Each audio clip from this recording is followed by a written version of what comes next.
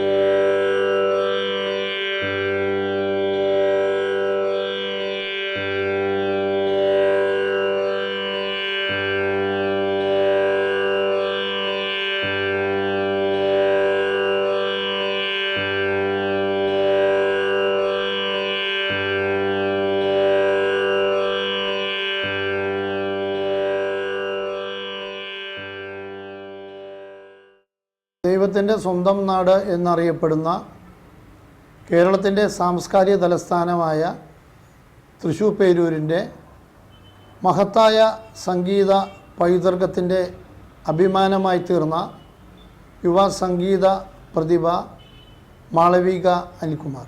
കൈരളി ഗന്ധർവ സംഗീതം junior and teens, Asianet star singer season 7 ജേതാവ് എന്നീ നിലയിൽ പ്രതിഭ തെളിയിച്ച മാളവിക അനിൽകുമാറിൻ്റെ 23 വയസ്സുവരെയുള്ള സർഗാത്മക സംഗീത ജീവിതം ഒരു ഡോക്യു ഫിലിമാക്കി മാറ്റുകയാണ്. ഈ മഹത്തായ സംരംഭത്തിൻ്റെ നിർമ്മാണം ബിന്നിമെട്ടി ക്രിയേഷൻസ് തൃശ്ശൂർ ഹൃദയപൂർവ്വം ഏറ്റെടുത്ത് ലോക ഡോക്യുമെൻ്ററി സിനിമാ ചരിത്രത്തിന് സമർപ്പിക്കുകയാണ്. സ്വീകരിച്ചാലും മാളവികം. ജീവിച്ചിരിക്കുന്നവരുടെ വർത്തമാനകാലം സർഗാത്മക ചരിത്രം രേഖപ്പെടുത്തുമ്പോൾ അത് വരും തലമുറയ്ക്ക് ക്രിയാത്മക ഊർജം സംഭരിക്കുന്നതിനും കൂടുതൽ നിശ്ചയദാർഢ്യത്തോടെ തങ്ങളുടെ ഉള്ളിലെ സർഗാത്മക കഴിവുകൾ ചെത്തിമിനുക്കി കാലത്തിൻ്റെ അനശ്വര മാനദണ്ഡത്തിൽ രേഖപ്പെടുത്തുന്നതിനുള്ള മാതൃകാ പ്രേരണയായി ഭവിക്കട്ടെ എന്ന ഉദ്ദേശശുദ്ധിയാണ് ഈ പ്രോജക്റ്റിൻ്റെ ലക്ഷ്യം. മാളവികം.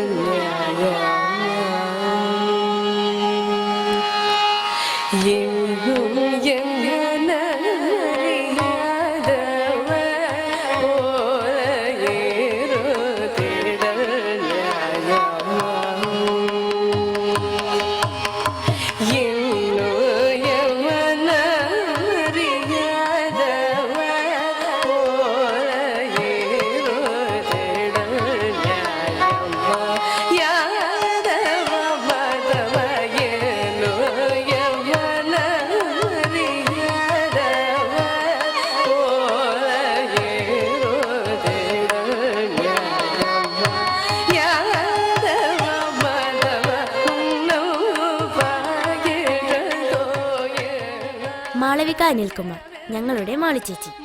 തൃശൂർ കണിമംഗലത്തുള്ള മോഹനത്തിൽ താമസിക്കുന്ന ഗ്രാമീണ ബാങ്ക് മാനേജർമാരായ അനിൽകുമാറിന്റെയും ബിന്ദുവിന്റെയും ഏകമകൾ. മാളവികയുടെ മുത്തശ്ശൻ doctor Rajmohan AIR A grade artist ആയിരുന്നു. പ്രശസ്ത കർണാടക സംഗീതജ്ഞനായ മങ്ങാടി കെ നടേശന്റെ അനുജൻ. മുത്തശ്ശി സ്യമന്തക. ഇപ്പോഴത്തെ മ്യൂസിക് ടീച്ചർ ചേർപ്പ് സാധകം സംഗീതാലയത്തിലെ ശ്രീമതി ശ്രീജ KT.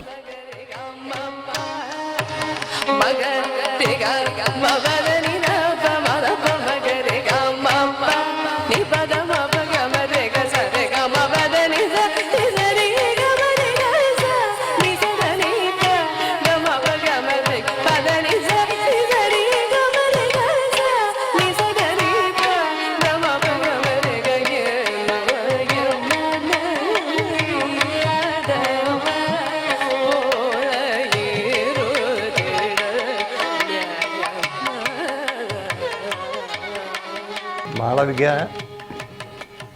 ഞങ്ങളുടെ പേരക്കുട്ടിയാണ്. അനുജൻ രാജമോഹനൻ, ഡോക്ടർ രാജമോഹൻ, അദ്ദേഹം ഇവിടെ തൃശ്ശൂര് ഒരു 10-30 വർഷത്തിന് മുമ്പ് അറിയപ്പെടുന്ന ലളിതഗാന മേഖലയിൽ അറിയപ്പെടുന്ന ഒരു വ്യക്തിയായിരുന്നു. നല്ല ഒരു ഗായകനായിരുന്നു. ലളിതഗാനങ്ങളും പ്രഭാതവദനങ്ങളൊക്കെ പ്രസിദ്ധമായിരുന്നു. ഇവിടെ അഗ്രികൾച്ചർ യൂണിവേഴ്സിറ്റിയിലെ എക്സ്റ്റൻഷൻ ഡയറക്ടറായിരുന്നു.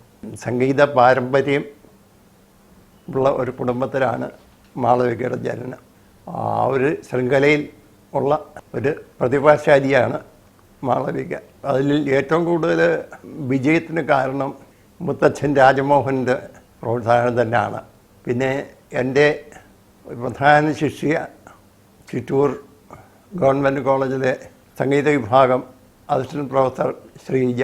നല്ലൊരു സംഗീത വിദുഷി ആണ് ശ്രീജ. ക്ലാസിക്കൽ സംഗീതത്തിലും ലളിത സംഗീതത്തിലുമൊക്കെ യുവജനോത്സവങ്ങളിലൊക്കെ ധാരാളം സമ്മാനങ്ങൾ സമ്പാദിച്ചിട്ടുള്ള ഒരു പ്രതിഭയാണ്. അപ്പോൾ അങ്ങനെ നല്ലൊരു സ്ഥാനത്ത് പോയി സംഗീതം അഭ്യസിക്കാനുള്ള ഭാഗ്യം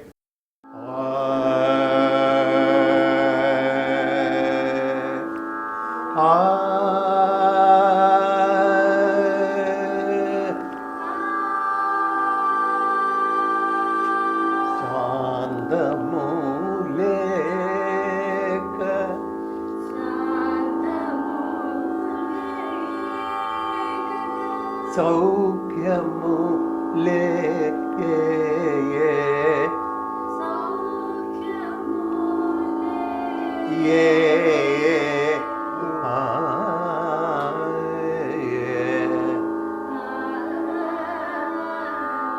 ത്യാഗരാജസ്വാമി കീർത്തനം ശാന്തതയില്ലെങ്കിൽ സൗഖ്യം ഉടന്ന് കിട്ടാനാണ് എന്നാണ് പല്ലവിയുടെ സാരം.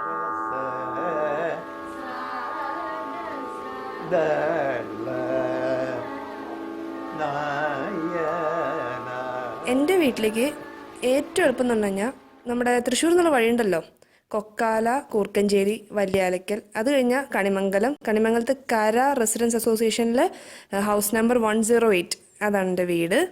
അപ്പോൾ അവിടെ തന്നെ അടുത്ത് തന്നെ ഒരു അയ്യപ്പൻ്റെ ക്ഷേത്രമുണ്ട്, ഒരു ശിവൻ്റെ ക്ഷേത്രമുണ്ട്, ഒരു കൃഷ്ണൻ്റെ ക്ഷേത്രമുണ്ട്, പിന്നെ നേരെ മുമ്പിൽ NSS കരയോഗമുണ്ട്. പിന്നെ നേരെ ഓപ്പോസിറ്റ് വഴി എന്ന് പറഞ്ഞു കഴിഞ്ഞാൽ നമ്മുടെ ഒല്ലൂരിൽ നിന്ന് ചിയാർത്തിക്ക് കട്ട് ചെയ്യുമല്ലോ, ആ വഴി നേരെ വരുന്നത് എൻ്റെ വീട്ടിലേക്കാണ്. പക്ഷെ അവിടെ കുറേ വളവും തിരിവൊക്കെ ഉണ്ട്. അപ്പോൾ എളുപ്പ വഴിയെന്ന് ചോദിച്ചു കഴിഞ്ഞാൽ തൃശ്ശൂരിൽ നിന്ന് വരുന്ന വഴി തന്നെയാണ്.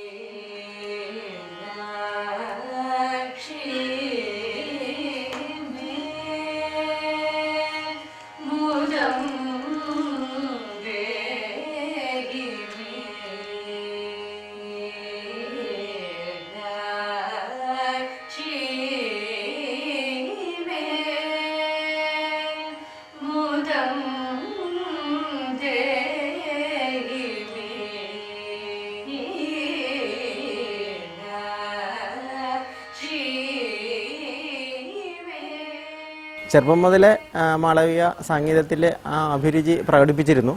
അവളുടെ മുത്തച്ഛൻ ഡോക്ടർ കെ രാജ്മോഹനാണ് അവളുടെ ആ വാസന കണ്ടെത്തുന്നതും അത് വളർത്തിക്കൊണ്ടു വരുന്നതിന് വേണ്ടിയിട്ട് എല്ലാ പ്രോത്സാഹനം ചെയ്തു കൊടുത്തിട്ടുള്ളതും.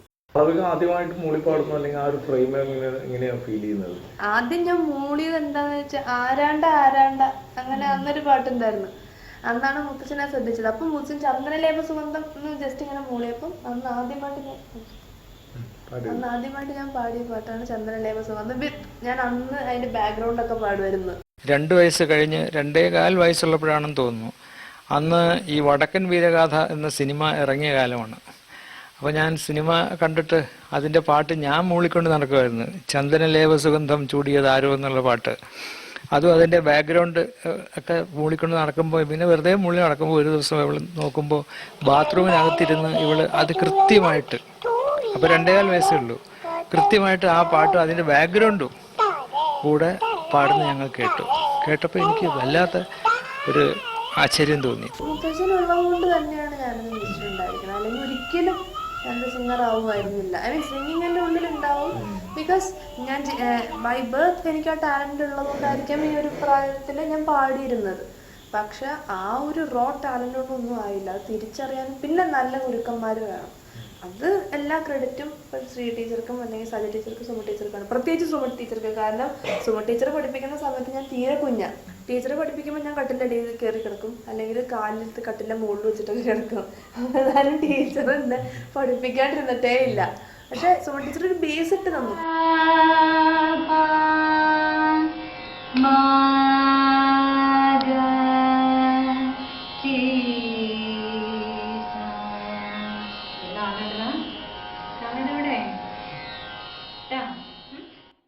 ഞാൻ പാട്ട് പഠിച്ചുകൊണ്ടിരിക്കുന്ന സമയത്തായിരുന്നു പിന്നെ മാളൂൻ്റെ ക്ലാസ് എടുക്കാൻ വേണ്ടി പോണത് ഫസ്റ്റ്. അന്ന് എൻ്റെ ടീച്ചറായിരുന്ന മിൻ ടീച്ചർ, നടേശ മാഷ്ട മകളായിട്ടുള്ള മിൻ ടീച്ചർ മാളൂൻ്റെ ബന്ധം കൂടിയാണ്. അവർ പറഞ്ഞിട്ടാണ് പോകുന്നത്. അന്ന് മാളൂനൊരു 3.5 വയസ്സ് പ്രായം കാണും. പിന്നെ അന്ന് എനിക്ക് ഭയങ്കര ടെൻഷനായിരുന്നു. ഒരു 3 വയസ്സൊക്കെ ഉള്ള കുട്ടിക്ക് എങ്ങനെ ക്ലാസ് എടുക്കും, അത് ഇരിക്കുമോ എന്നൊക്കെയുള്ള ഭയങ്കര ടെൻഷനായിരുന്നു. പിന്നെ ക്ലാസ് എടുത്ത് തുടങ്ങി. പിന്നെ ഞാൻ വീട്ടിലൊക്കെ പോയി പറയും, മാളു ഇനി ക്ലാസ് എടുക്കുമ്പോൾ ശരിക്കും എനിക്ക് പേടിയായിരുന്നു. മാളൊരു ശരിക്കും പറഞ്ഞൊരു പുലി തന്നെയായിരുന്നു അന്ന്. പിന്നെ കൊച്ചു കൊച്ചു സംശയങ്ങൾ ഇതൊക്കെ എനിക്ക് പറഞ്ഞു കൊടുക്കാൻ പറ്റുമോ എന്നുള്ള ശരിക്ക് നല്ലൊരു ടെൻഷനായിരുന്നു എനിക്കന്ന് മാളുവിന് ക്ലാസ് എടുക്കാൻ പോകുമ്പോൾ.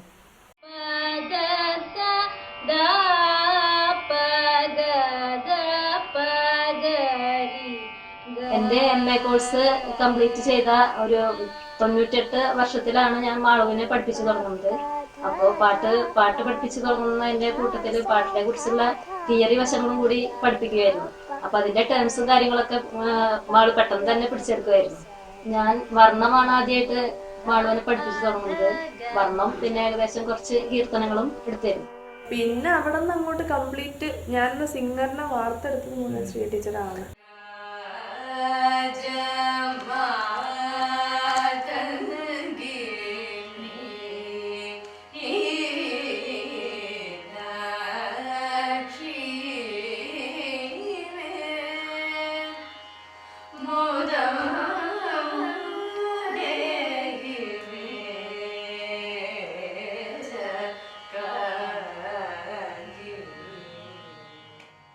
മാളു ചേച്ചി ഡെയിലി പാട്ട് പ്രാക്ടീസ് ചെയ്യുന്നതിനെക്കുറിച്ച് ഒറ്റ വാക്കിൽ ഇങ്ങനെ പറഞ്ഞു. പ്രാക്ടീസ് എന്ന് പറയുമ്പോൾ ആദ്യം ഞാൻ ജണ്ടവരിശകള പാടാറ്. ജണ്ടവരിശ എന്നല്ല, ഒരുവിധം എല്ലാ വരിശയും പാടും. ജണ്ടവരിശ എടുത്തിട്ട് അത് ആദ്യം ഞാൻ സ്ലോയിൽ പാടും, പിന്നെ അതിൻ്റെ സ്പീഡ് കൂട്ടി പാടും, താളം മാറ്റി വരും, പിന്നെ അതിൻ്റെ രാഗം മാറ്റും, പിന്നെ അതിൻ്റെ ആകാരം, ഇകാരം, ഉകാരം, ഏകാരം, ഓകാരം. നീലാംബരിയല്ല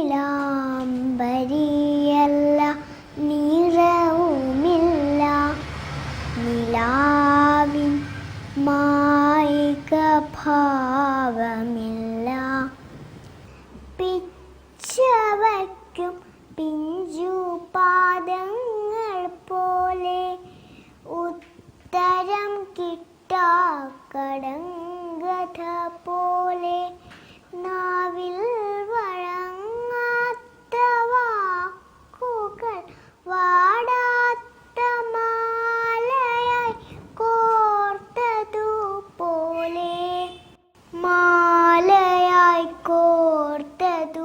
അമ്മമ്മയും മുത്തച്ഛനുമായിട്ടാണെങ്കിൽ പോലും സ്പെസിഫിക്കായിട്ട് മുത്തച്ഛനുമായിട്ടായിരുന്നു. കാരണം ഒരുപാട് കാര്യങ്ങൾ അവർ തമ്മിൽ ഒരുപാട് സ്വഭാവത്തിലും രൂപത്തിലും ഒക്കെ സാദൃശ്യമുള്ള ആൾക്കാരായിരുന്നു, താല്പര്യങ്ങളിലും. അപ്പോൾ അവർക്ക് തമ്മിലൊരു ഇന്ററാക്ട് ചെയ്യാനുള്ള അത്രയും ഒരു ഈസിനെസ് അവൾക്ക് മറ്റുള്ളവരുമായിട്ട് അവളുടെ മ്യൂസിക് ഫീൽഡാണെങ്കിലും അവളുടെ ആ ഒരു എന്താ പറയുക മെന്റൽ ഒരു ലെവൽ, അത് എനിക്ക് തോന്നുന്നു അറ്റ് പാർ വിത്ത് എൻ്റെ അച്ഛനുമായിട്ടായിരുന്നു. ഈ മ്യൂസിക്കിന്റെ കാര്യത്തിൽ ഞങ്ങളോട് ചർച്ചയില്ല, കാരണം ഞങ്ങൾക്ക് അതിനെപ്പറ്റി വിവരമില്ല എന്നുള്ളൊരു ധാരണ നമുക്കുള്ളതുകൊണ്ട് അത് ചർച്ച ചെയ്യാറില്ല. ചെറിയ പ്രായത്തിൽ സാധകം ചെയ്യുന്നതിന് അവൾക്ക് മുത്തച്ഛനായിരുന്നു അതിന് സഹായമായിരുന്നത്. കാരണം നിശ്ചിതമായ ഒരു സമയത്തിൽ നിശ്ചിതമായ ഒരു ക്രമത്തിൽ സാധകം ചെയ്യാനൊന്നും താല്പര്യമുള്ള ഒരു ആളായിരുന്നില്ല. അത് മുത്തച്ഛൻ കൗശലപൂർവ്വം തന്നെയാണ് ആ ഒരു കീർത്തനം കേൾക്കണം, അല്ലെങ്കിൽ അതിൻ്റെ ആ ഒരു ന്യൂവാൻസസ് എങ്ങനെയാണ് അങ്ങനെയൊക്കെ ചോദിച്ചിട്ട്. അപ്പോൾ ഇവളുടെ അടുത്ത് മുത്തച്ഛൻ എനിക്കതറിയില്ല, നീ അത് പറഞ്ഞു തരുമോ എന്നുള്ള മട്ടിലാണ് പലപ്പോഴും അത് അവതരിപ്പിക്കുന്നത്. അങ്ങനെയാണ് അവളെ കൊണ്ട് സാധകം ചെയ്യിക്കണം. അപ്പോൾ അവളത് പാടും. അങ്ങനെ എല്ലാ ദിവസവും അത് ആ സമയത്ത് അതങ്ങനെ അവളെ കൗശലപൂർവ്വം വിളിച്ചിരുത്തി അങ്ങനെ അത് പാടിപ്പിക്കുകയൊക്കെയാണ് ചെയ്തിരുന്നത്.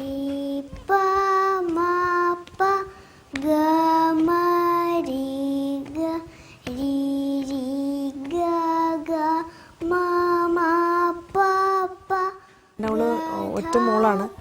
അപ്പോൾ ഈ അവള് ഇപ്പം എന്നോട് പറയാറുണ്ട് അവൾക്ക് ഈ ഏകാന്തമായിട്ട് ഇരുന്നിട്ടുള്ള ഒരു ബുദ്ധിമുട്ടുണ്ടായിരുന്നു. കാരണം എൻ്റെ അച്ഛനും ജോലി കോളേജിലായിരുന്നു, പ്രൊഫസറായിരുന്നു. അമ്മ മാത്രമേ ഉള്ളൂ വീട്ടിൽ. ഞങ്ങളും ദൂരെ സ്ഥലങ്ങളിലായിരുന്നു. അപ്പോൾ ഇവളുടെ ഒരു വിദ്യാഭ്യാസവും വളർച്ചയ്ക്കും ഒരു ബുദ്ധിമുട്ടുണ്ടാവരുത് എന്നുള്ളതുകൊണ്ടാണ് ഞങ്ങൾ അമ്മയുടെ കൂടെയാണ് അവൾ വളർന്നത്. എൻ്റെ അമ്മയും അച്ഛനാകുമ്പോൾ മറ്റുള്ളവരെക്കാളും ശ്രദ്ധ കിട്ടുമല്ലോ. 9 വയസ്സ് വരെ, അവൾക്കൊരു 9 വയസ്സാവുന്നത് വരെ ഞങ്ങൾ വീക്കെൻഡ്സിൽ വരുന്ന ഒരു അവസ്ഥയായിരുന്നു. വീക്കെൻഡ്സിൽ വന്നാലും ഞങ്ങൾ അധിക നേരം കാണാനോ സംസാരിക്കാനുള്ള ഒരു അവസരം അവൾക്ക് വളരെ കുറവായിരുന്നു. പിന്നീട് 9 വയസ്സായ ശേഷം ഞങ്ങൾ ഒരുമിച്ചാണ് ഇത്രയും കാലം. പിന്നെ ഞങ്ങൾ ഒരുമിച്ച് തന്നെയാണ്. എന്നിരുന്നാലും ആ ബാല്യകാലത്തിന്റെ അവളുടെ കുറെ കാര്യങ്ങൾക്ക് ഞങ്ങൾക്ക് മിസ്സായി പോയി.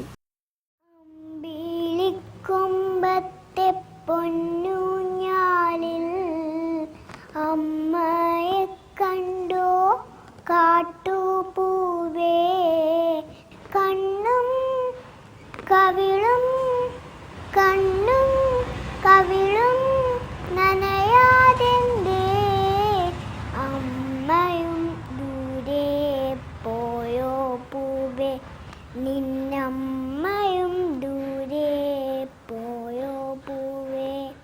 കാറ്റിന്റെ കൈകൾ. മാളവികയെ പറ്റി പറയുകയാണെങ്കിൽ ചെറിയ കുട്ടി നഴ്സറി തൊട്ട് സെന്റ് ജോസഫ് സ്കൂളിലാണ് പഠിച്ചിരുന്നത്. ഏതാണ്ട് ഒരു 97, 98 ആ ഒരു കാലയളവിലാണെന്നാണ് എൻ്റെ ഓർമ്മ. പിന്നെ ഇവിടെ അന്നോട്ടെ പാട്ടിനോട് വലിയ കമ്പമായിരുന്നെന്ന് വെച്ചാൽ മുത്തശ്ശനാണ് ഇവിടെ കൊണ്ടുവന്ന് ചേർക്കണ. അച്ഛനമ്മനേക്കാളും കൂടുതൽ ഞങ്ങൾക്ക് മുത്തശ്ശനായിട്ടാണ് പരിചയം. അപ്പോൾ മുത്തശ്ശൻ കൊണ്ടുവന്ന് സ്കൂളിൽ എന്നും മുത്തശ്ശനാ കൊണ്ടുവന്ന് വിടുന്നതും തിരിച്ചു കൊണ്ടുപോകുന്നതും. മാളവികയെ പറ്റി പറയുകയാണെങ്കിൽ ഫസ്റ്റ് ഓഫ് ഓൾ കണിമംഗലം എന്നുള്ള സ്ഥലം, എൻ്റെ വീട് കണിമംഗലാണ്. അപ്പോൾ അവളോട് പ്രത്യേക ഒരു മമത ഉണ്ടായിരുന്നു, കണിമംഗലം നാട്ടുകാരിയായ കാരണം. പിന്നെ ഇവിടെ 2ാം ക്ലാസ് വരെയാണ് ഇവിടെ അൺഎയ്ഡഡ് സെക്ഷനിൽ പഠിച്ചത്. അത് കഴിഞ്ഞ് പിന്നെ എയ്ഡഡ് സെക്ഷനിലേക്ക് പോയി. എന്നാലും ഇവിടെ വന്ന് ജനലയുടെ ഉള്ളിൽ കൂടെ ഞങ്ങളെ നോക്കി നിൽക്കുന്ന ഒരു കാഴ്ച ഞങ്ങൾക്ക് ഇപ്പോഴും ഓർമ്മയുണ്ട്.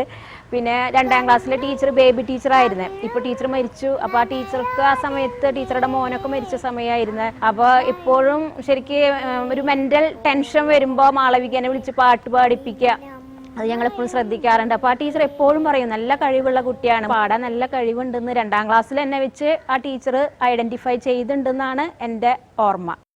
മാളവിക സ്കൂളിൽ ആദ്യമായിട്ട് പാടാറുള്ള പാട്ടുകൾ വൈശാഖ പൗർണമിയോ പ്രിയതമാ പ്രിയതമാ, വൈശാഖ പൗർണമിയോ നിശയുടെ ചേനിലയോ ആരോ പാടും ശൃംഗാര പദമോ കോകില കൂജനമോ പ്രിയതമാ ചേർപ്പിലെ സാധകം സംഗീതാലയത്തിലായിരുന്നു മാളു ചേച്ചി 3ാം ക്ലാസ് മുതൽ ശാസ്ത്രീയ സംഗീതം അഭ്യസിച്ചിരുന്നത്. അതേ വീട്ടിൽ തന്നെയാണ് ഏകദേശം അതേ പ്രായത്തിൽ ഞാനും ശ്രീജ ടീച്ചറുടെ ശിക്ഷണത്തിൽ കർണാടക സംഗീതം പരിശീലനം ആരംഭിച്ചത്. ഞാൻ ഇപ്പോൾ ഇരുന്ന് പാട്ട് പഠിക്കുന്ന അതേ മുറിയിൽ പണ്ട് മാളു ചേച്ചി പാട്ട് പഠിക്കാനിരുന്നിരുന്നു എന്നോർക്കുമ്പോൾ വല്ലാത്ത ആത്മവിശ്വാസം എനിക്ക് അനുഭവപ്പെടുന്നുണ്ട്.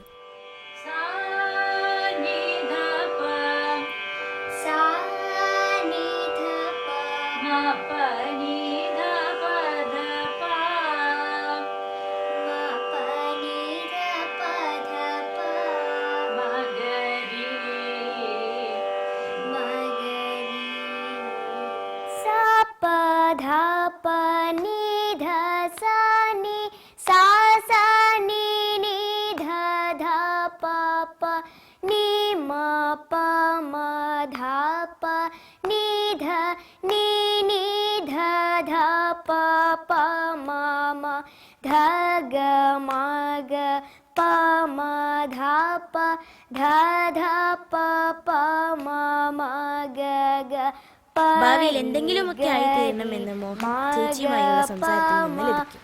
മാളു ചേച്ചി Asianet star singer season 7 winner ആയിരുന്നതിനു ശേഷം ചേച്ചി +2 വരെ പഠിച്ച വെങ്ങിണിശ്ശേരിയിലുള്ള ഗുരുകുലം പബ്ലിക് സ്കൂളിൽ ഒരു സന്ദർശനം നടത്തി. മാളു ചേച്ചി 8 വർഷം മുമ്പ് കൈരളി ഗന്ധർവ സംഗീതം ജൂനിയർ വിന്നറായപ്പോൾ ഗുരുകുലം സ്കൂളിൽ കൊടുത്ത സ്വീകരണത്തിന്റെ ഓർമ്മകൾ അയവിറക്കുന്നതായിരുന്നു ഈ പുതിയ സന്ദർശനം. കുട്ടികളുടെ ഒരു ത്രില്ല് കാണുമ്പോൾ വളർന്നു വരുന്ന ഞങ്ങളെപ്പോലെയുള്ള ജൂനിയർ പാട്ടുകാരികൾക്ക് അതൊരു വല്ലാത്ത ആവേശം പകരുന്നുണ്ട്. മാളവിക അനിൽകുമാർ ഗുരുകുലം പബ്ലിക് സ്കൂളിൻ്റെ ഒരു സ്റ്റുഡൻ്റ് ആണെന്ന് ഞാൻ അറിഞ്ഞപ്പോൾ, ഞാനിപ്പോൾ വന്ന് 3 വർഷമായിട്ടുള്ളൂ, പക്ഷേ ഇങ്ങനെ വളരെയേറെ ടാലൻറ്റഡ് ആയ ഒരു കുട്ടി ഈ സ്കൂളിലത്തെ ഒരു പ്രോഡക്റ്റ് എന്ന് പറയുമ്പോൾ ഞങ്ങൾക്ക് വലിയൊരു പ്രൈഡാണ്. കിളികൾ പാടി വീണ്ടും ഓർമ്മകളിൽ നമ്മളോണ പാട്ടു പാടി വീണ്ടും ഓർമ്മകളിൽ ഞാറ്റുവേല കിളികൾ പാടി വീണ്ടും ഓർമ്മകളിൽ നമ്മളോണ പാട്ടു പാടി വീണ്ടും മഞ്ഞവെയിൽ പൂത്തുലയും മഞ്ജീവനുകർന്നു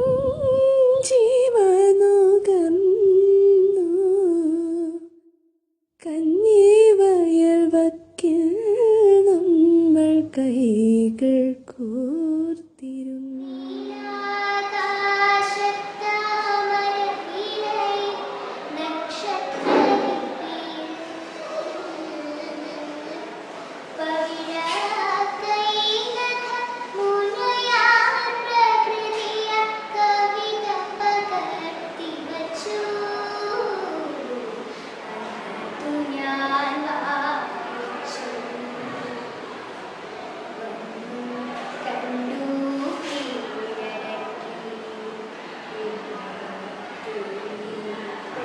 കലോത്സവത്തിന് ഏത് പാട്ടാ പറഞ്ഞത്?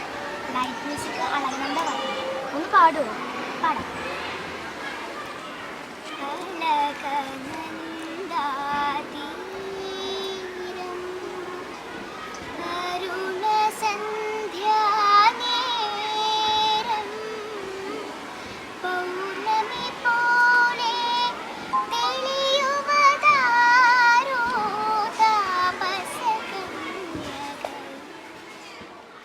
മാളവിക 5ാം ക്ലാസ്സിലാണ് ഇവിടെ വന്നത്.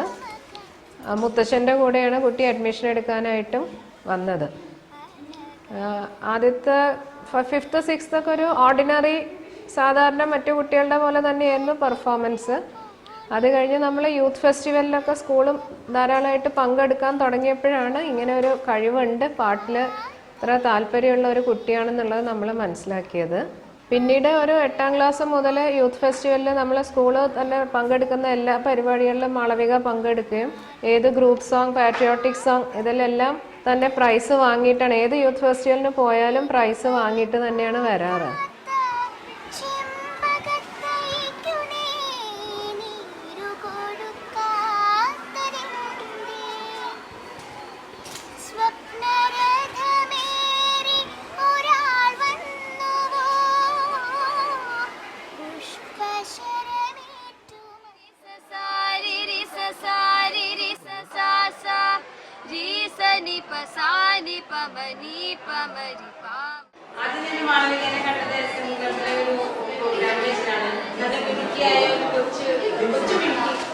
ഡാൻസും പാട്ടും എല്ലാം ചെയ്യുന്ന കുട്ടിയായിട്ടാണ് അന്ന് കണ്ടത്. പിന്നീടാണ് ഇവിടെ വന്ന് ജോയിൻ ചെയ്തത്.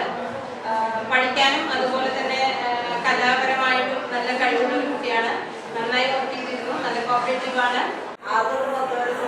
ഹിസ്റ്ററി മാത്രമാണ് ഞാൻ പഠിപ്പിച്ചിട്ടുള്ളത്. അതെല്ലാം ശരിക്കും ഉൾക്കൊണ്ടുകൊണ്ട് നന്നായി പഠിച്ചിട്ടുണ്ട്. നല്ലോണം മാർക്ക് സ്കോർ ചെയ്തു, അതിന് നല്ലോണം മാർക്ക് സ്കോർ ചെയ്തു. +2 ഇംഗ്ലീഷിൽ ഫസ്റ്റ് ആയിരുന്നു മാളവിക. ഇവിടെ 5ാം ക്ലാസ്സിലാണ് ജോയിൻ ചെയ്തത്.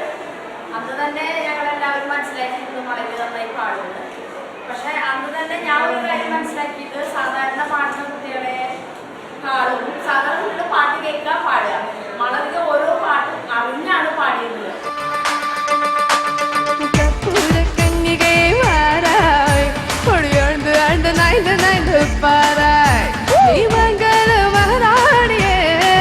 வலது காலெடுத்து பாடியே நீ வந்த இடம் வளமாக, சென்ற இடம் வளமாக, சேர்ந்த இடம் சுகமாக வாழ போற.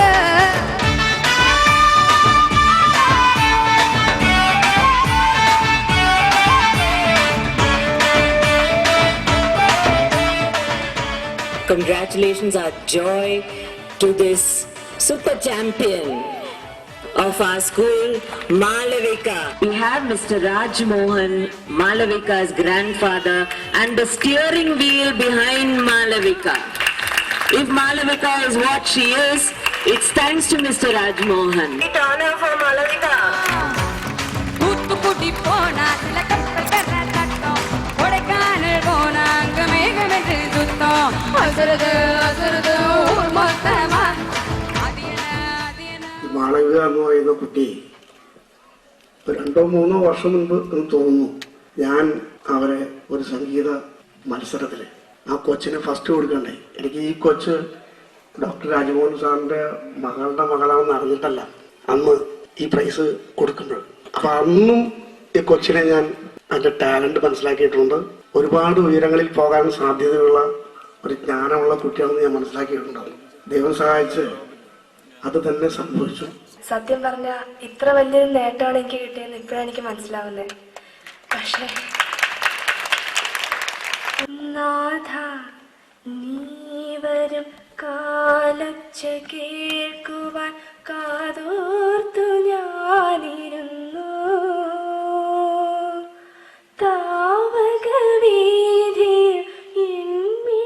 മാളവികയുടെ കുടുംബമായിട്ട് ശരിക്കും പറഞ്ഞൊരു 50 വർഷം മുമ്പത്തെ പരിചയമാണ് എനിക്കുള്ളത്. മാളവികയുടെ മുത്തച്ഛൻ എൻ്റെ കോളേജിലെ പ്രൊഫസറായിരുന്നു. ഞാൻ കോളേജിൽ ചേർന്ന സമയം മുതലുള്ള ആ ഒരു ബന്ധം അദ്ദേഹത്തിൻ്റെ മരണം വരെ തുടർന്നിട്ടുണ്ട്. മാളവിക സ്റ്റാർ സിംഗറിൽ അവാർഡ് വിന്നറായിരുന്നു. അതിൻ്റെ ശേഷം ഞങ്ങളിവിടെ സ്കൂളിൽ മാളവികയ്ക്കൊരു സ്വീകരണം നൽകുകയുണ്ടായി. അതുപോലെ തന്നെ ദേവദശകം കാസറ്റ് ഞങ്ങളിവിടെ കുട്ടികൾക്ക് ഇടയിൽ വിതരണം ചെയ്യുകയുണ്ടായി. ഞങ്ങളെ സംബന്ധിച്ചിടത്തോളം ഏറ്റവും അഭിമാനിക്കാവുന്ന ഒരു പൂർവ്വ വിദ്യാർത്ഥി കൂടിയാണ് മാളവിക.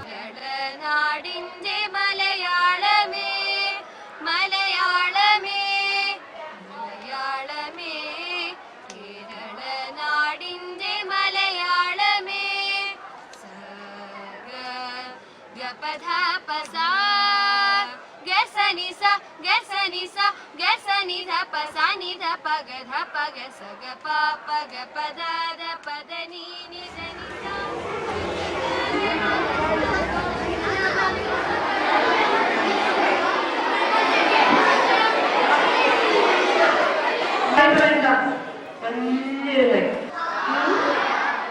ഞാൻ ആദ്യം പാടിയ സോങ് അന്നാം കാലത്ത് ഭയങ്കര മിച്ചായിരുന്നു, ജോക്കർ എന്ന മൂവി. ഒരു കസ്റ്റമർ ഒരു സോങ് ഉണ്ട്, അതാണ് ചേച്ചി ആദ്യമായിട്ട് ഇവിടെ പാടിയത്.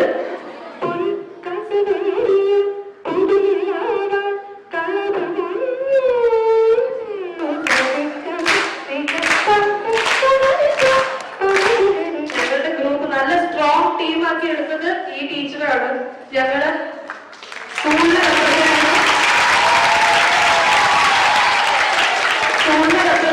ആ പാട്ട് ഡിസ്ട്രിക്ട് മാത്രമല്ല സ്റ്റേറ്റിലും സമ്മാനം വാങ്ങിച്ചിട്ടുണ്ട്. തുടർച്ചയായിട്ട് 3 വർഷം അതല്ലാതെ ഞാൻ കർണാട്ടിക് പഠിച്ചിരുന്നു. അപ്പൊ ഞാൻ കഴിഞ്ഞ 20 years ആയിട്ട് ഞാൻ പാട്ട് പഠിക്കുന്നുണ്ട്. അപ്പൊ ചേച്ചിയുടെ ഇൻട്രസ്റ്റ് മ്യൂസിക്കിലായിരുന്നു. മ്യൂസിക് മാത്രമല്ല, ഡാൻസ് ഉണ്ടായിരുന്നു, അത്യാവശ്യം ഡ്രാമ ഉണ്ടായിരുന്നു, എഴുത്തുണ്ടായിരുന്നു. പക്ഷെ അൾട്ടിമേറ്റ്ലി ഞാൻ പിന്നെ മ്യൂസിക്കിലേക്ക് തിരിച്ചു. അപ്പൊ പാടാനുള്ള പാട്ട് പാടാം.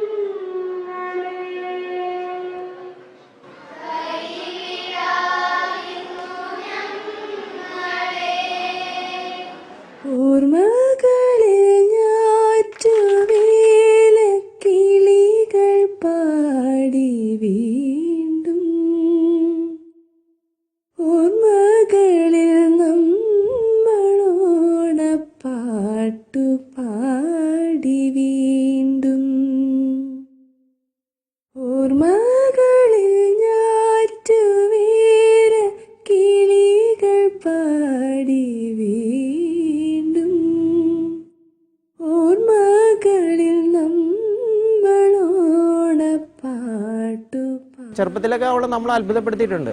ഇവളുടെ ചെറുപ്രായത്തിൽ എനിക്ക് തോന്നുന്ന 3 വയസ്സുള്ളപ്പോഴാണ് അന്ന് താമസിച്ചിരുന്ന അവിടുത്തെ അയൽവക്കത്തുള്ള ഒരു ഗൾഫിൽ നിന്ന് വന്നപ്പോഴത്തേക്ക് കൊടുത്തതാണ്. ഒരു ടോയ് പിയാനോയാണ് കൊടുത്തത്. ആ ടോയ് പിയാനോ അവൾ വെച്ച് ചുമ്മാ കുത്തി കുത്തി സാരേ ജഹാംസെ അച്ഛയൊക്കെ വായിക്കുന്നത് തനിയെ സ്വയം ഇരുന്നിട്ട് ആരും പറഞ്ഞു കൊടുക്കാതെ തന്നെ സാരേ ജഹാംസെ അച്ഛയൊക്കെ വായിക്കുന്നത് കണ്ടിട്ടുണ്ട്. അപ്പം നമ്മൾ അത്ഭുതപ്പെട്ടിട്ടുണ്ട്. പലപ്പോഴും അവൾ അങ്ങനെ ഞെട്ടിച്ചിട്ടുണ്ട് നമ്മളെ.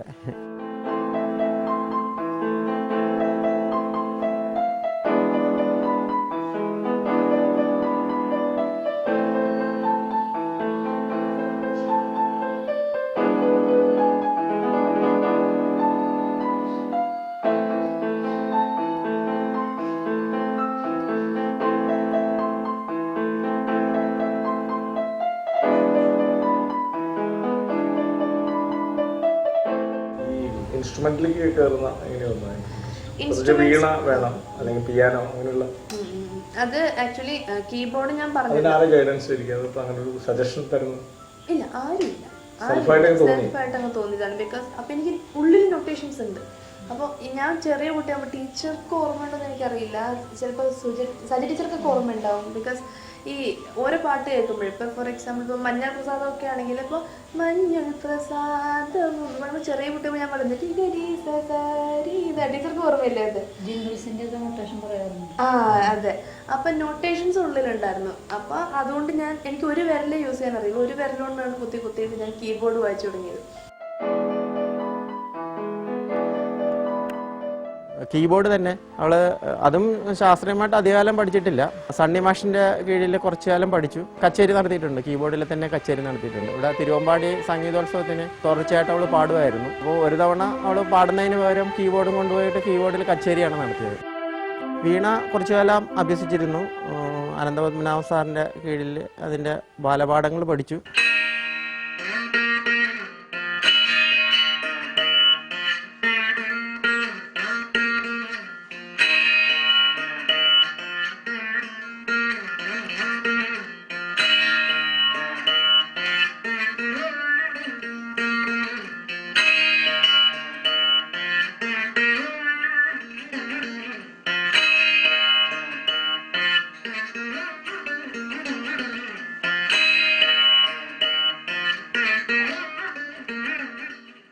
പിന്നെ അതങ്ങനെ തുടർന്നില്ല. പക്ഷേ എല്ലാ ഇൻസ്ട്രുമെൻസും കൈകാര്യം ചെയ്യാൻ അവൾക്ക് പെട്ടെന്ന് കഴിയുന്നുണ്ട്. മുത്തച്ഛനിങ്ങനെ ഒബ്സർവ് ചെയ്യും, ശരിക്കും ഒബ്സർവ് ചെയ്യും. നമ്മുടെ വിരലിൻ്റെ ഷേപ്പ് എല്ലാം നോക്കും. എന്നെ കൊണ്ട് വയലിൻ പിടിപ്പിച്ചു. എന്നിട്ടത് വായിച്ചു നോക്കിയപ്പോൾ ഞാൻ നൊട്ടേഷൻസ് വായിച്ചു. മുത്തച്ഛൻ പറഞ്ഞു നിനക്ക് വയലിൻ ശോഭിക്കാൻ പറ്റില്ല, ബിക്കോസ് നിൻ്റെ വിരലുകൾ വയലിനുള്ളതല്ല. അപ്പോൾ വീണ കാണുന്നു. വീണയിൽ ഫസ്റ്റ് ദിവസം തന്നെ സപ്തസ്വരങ്ങൾ വായിച്ചു. അപ്പോൾ അത് ഈസിയാണ്, അതിന് ഇതുണ്ട്. ബട്ട് സ്റ്റിൽ മുത്തച്ഛൻ അത് എൻ്റെ കൈയുടെ മൂവ്മെൻറ്റ്സ് കണ്ടിട്ട് എനിക്ക് വീണ വായിക്കാൻ പറ്റുന്നു. അപ്പോൾ ബേസിക് നോട്ട്സ് അന്തോന്നാൻ സാർ തന്നു. പിന്നെ അങ്ങോട്ട് അതേപോലെ നോട്ടിട്ട് ഞാൻ തനിയെ വായിക്കുകയായിരുന്നു. അപ്പോൾ അങ്ങനെ പിന്നെ ഡിസോണിനൊക്കെ പ്രൈസ് കിട്ടിയിട്ടുണ്ട്, വീടിന് തുടർച്ചയായിട്ട് കിട്ടിയിട്ടുണ്ട്. അതൊക്കെ ഒരു ഭാഗ്യമാണ് ഞാൻ വിചാരിച്ചിട്ടുണ്ട്.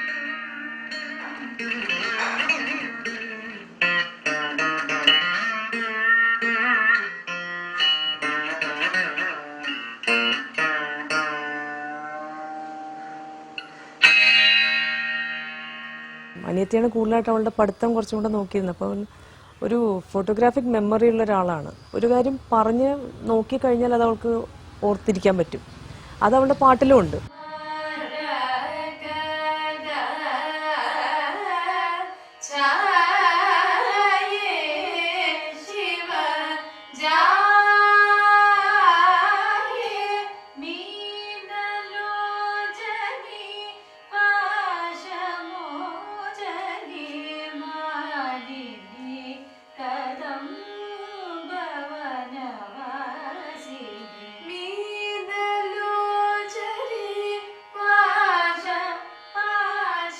പിന്നെ ഇരുന്ന് പഠിക്കുന്നെങ്കിലും അവൾ ഒരുമാതിരി ഒരു എബോ ആവറേജ് ആയിട്ട് എല്ലായിടത്തും പാസ്സായിക്കോളും. അതുകൊണ്ട് അങ്ങനെ ഒരു ടെൻഷൻ നമുക്ക് ഒരിക്കലും അവളുടെ കാര്യത്തിലുണ്ടായിട്ടില്ല. പഠിത്തത്തോടല്ല, അഡീഷണൽ ആയിട്ടുള്ള കാര്യങ്ങളോടാണ് കൂടുതൽ താല്പര്യം എന്ന് നമുക്കറിയാം. എന്നാലും അവളോട് പഠിത്തത്തിന് ഒരിക്കലും ഒരു ബുദ്ധിമുട്ടുണ്ടാക്കിയിട്ടില്ല. എല്ലാം അത്യാവശ്യം നല്ല രീതിയിൽ തന്നെയാണ് ചെയ്തിരുന്നത്.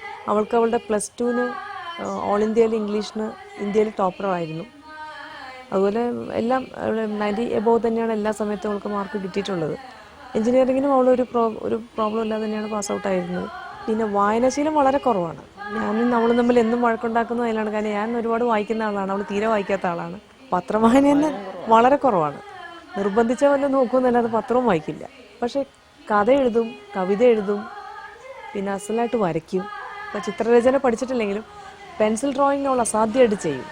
എന്ത് കൊടുത്താലും അതിൻ്റെ ഷെയ്ഡിങ് ഒക്കെ വളരെയധികം പഠിച്ച് ചെയ്യുന്നൊരു വ്യക്തിയെ പോലെ തന്നെയാണ് അവൾ ചെയ്യാറ്.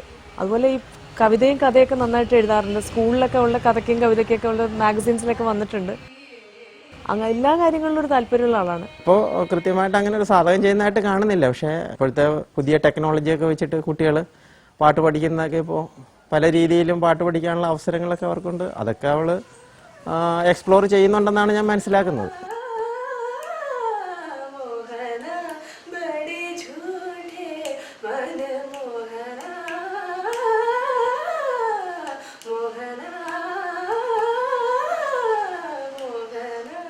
പിന്നെ ഉള്ള പ്രശ്നമെന്ന് വെച്ച് കഴിഞ്ഞാൽ അവൾ വളരെ വാശിക്കാരിയാണ്. ഒരു കാര്യം തീരുമാനിച്ചാൽ അവൾ അത് തന്നെ നടത്തും. അല്ലാതെ അവൾ പിന്നെ കുറച്ച് കഴിയുമ്പോൾ നമ്മൾ പറയുന്ന കാര്യങ്ങൾ അവൾ മനസ്സിലാക്കിയെടുക്കും. അത് അവൾ സമ്മതിക്കുകയും ചെയ്യും. പക്ഷേ ഫോർ ദ ടൈം ബീയിങ് അവളുടെ വാശി അവൾ എപ്പോഴും നടപ്പിലാക്കാനായിട്ട് ശ്രമിക്കും. സ്കൂളിൽ പോകുന്ന കാര്യത്തിനാണെങ്കിൽ ഒരാൾ സോക്സ് ഇട്ട് കൊടുക്കണം, ഒരാൾ മുടി കെട്ടി കൊടുക്കണം. സോക്സ് പോലും സ്വന്തമായിട്ട് ഇടില്ല. ചെരുപ്പ് മുത്തച്ഛൻ ശരിയാക്കി അവിടെ വെച്ചിട്ടില്ലെങ്കിൽ മുത്തച്ഛൻ്റെ അടുത്ത് വഴക്കാണ്. ആ വഴക്കൊക്കെ തീർക്കല എൻ്റെ ജോലി. പിന്നെ ഞാൻ സ്കൂളിൽ കൊണ്ട് വിടില്ല എന്നൊരു ബഹളമാവും. പിന്നെ അതൊക്കെ ഒത്തുതീർത്ത് സ്കൂളിൽ കൊണ്ടുവിടും. അതുപോലെ പാട്ട് പഠിക്കാൻ പോകുമ്പോഴും ഇതേപോലെ വഴക്ക്. അവള് റെഡിയാവില്ല, മുത്തച്ഛൻ വഴക്ക് കൂടും. പക്ഷേ വീട്ടിൽ അമ്മയെ സഹായിക്കുക എന്നുള്ള പരിപാടിയൊന്നുമില്ല. അവളുടെ കാര്യത്തിൽ ഒട്ടും സെൽഫ് സഫിഷ്യൻ്റ് അല്ല. അവളുടെ എല്ലാ കാര്യങ്ങളും ചെയ്തു കൊടുക്കാൻ നമ്മൾ കൂടെ വേണം. അവളിങ്ങനെ വിളിച്ചുകൊണ്ടിരിക്കുകയുള്ളൂ. അതിപ്പോൾ അവൾ വേണം അവളുടെ അച്ഛൻ അങ്ങനെയാണ്, അപ്പം ഞാനും അങ്ങനെയാണെന്നാണ് പറയണത്. അച്ഛനെന്ന് സ്വന്തമായിട്ട് കാര്യങ്ങളൊക്കെ ചെയ്യണം, അമ്മ സഹായിക്കാണ്ട് അന്ന് പോലും ഞാനും ചെയ്തോളാം എന്നുള്ള വാക്ക് തന്നിട്ടുണ്ട്. കൈരളി TV-യുടെ ഗന്ധർവ സംഗീതം ജൂനിയർ പരിപാടിയിലാണ് ഒരു റിയാലിറ്റി ഷോയിൽ ആദ്യമായിട്ട് പങ്കെടുക്കുന്നത്. സ്കൂളിലും പഠിത്തത്തിലും നല്ല മിടുക്കിയാണ്, നല്ല സ്വഭാവക്കാരിയാണ്. അതുകൊണ്ട് തന്നെ ഞാൻ ആഗ്രഹിക്കുന്നു മാളവിക വിന്നറായിട്ട് വരണം എന്നുള്ളത്. ഈ ഗന്ധർവ സംഗീതത്തിൻ്റെ ഫൈനൽ വിജയിച്ചു എന്നുള്ള കാര്യത്തിൽ ഞങ്ങൾക്ക് വളരെയധികം സന്തോഷമുണ്ട്. ഈ നാട്ടുകാർക്ക് മുഴുവനും സന്തോഷമുണ്ട്. കണ്ണനെ ഗന്ധർവ സംഗീതത്തിൽ 1ാം സ്ഥാനം കിട്ടിയതിനേക്കാൾ കൂടുതൽ സന്തോഷം അവളുടെ മുത്തച്ഛൻ്റെ ആഗ്രഹപ്രകാരം ദേവസഭാതലം യേശുദാസ് സാറിൻ്റെ മുമ്പിൽ പാടാനും യേശുദാസ് സാറിൻ്റെ കയ്യിൽ നിന്ന് സമ്മാനം വാങ്ങാനും അവൾക്ക് സാധിച്ചല്ലോ.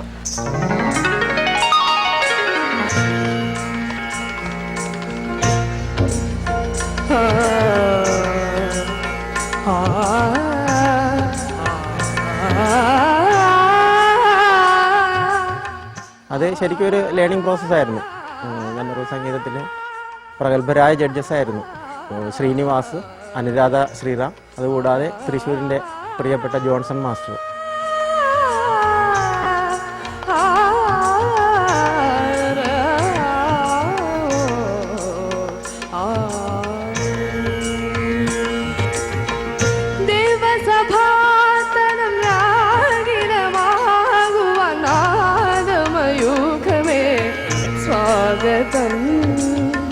സ്വാഗതം സ്വാഗതം.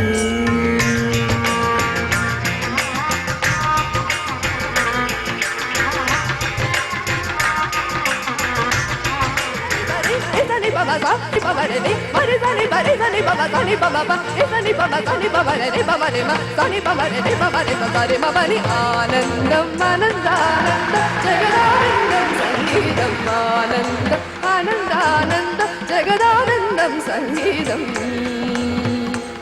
സംഗീതം.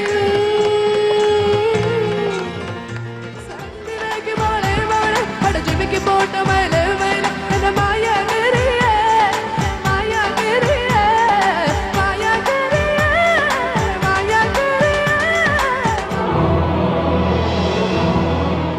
തുടക്കം മുതലേ ഇത് ഈ ഷോ കണ്ടിട്ടുള്ളവരായിരിക്കും നിങ്ങൾ ഒരുവിധം.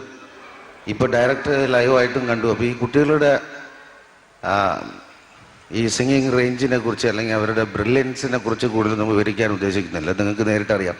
It's far higher than what we can expect. Johnson അദ്ദേഹത്തിൻ്റെ കൂടെയുള്ള പാനൽ ഓഫ് ജഡ്ജസ് തീരുമാനിച്ചിരിക്കുന്നത് വിജയിയായിട്ട് മാളവിക അനിൽകുമാർ.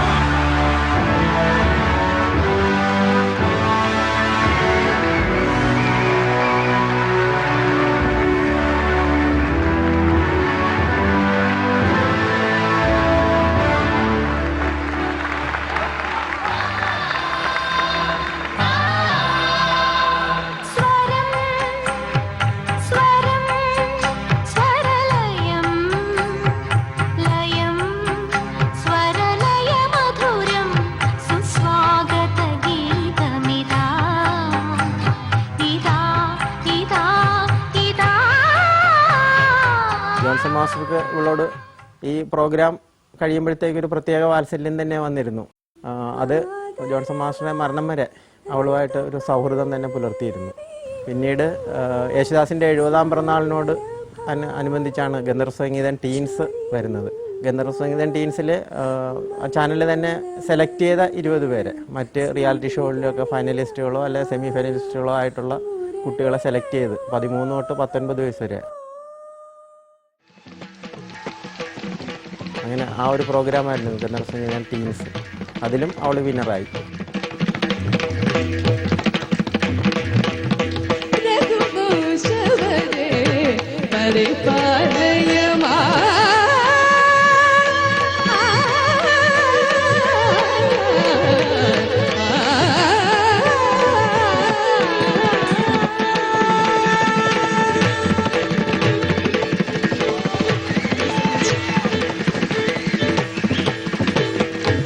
ലെനിൻ രാജേന്ദ്രൻ സാർ ഇപ്പോൾ അനൗൺസ് ചെയ്യാൻ പോവുകയാണ്. National paints Gandharva Sangeetham teams 2010 winner. 1ാം സ്ഥാനം മാളവിക.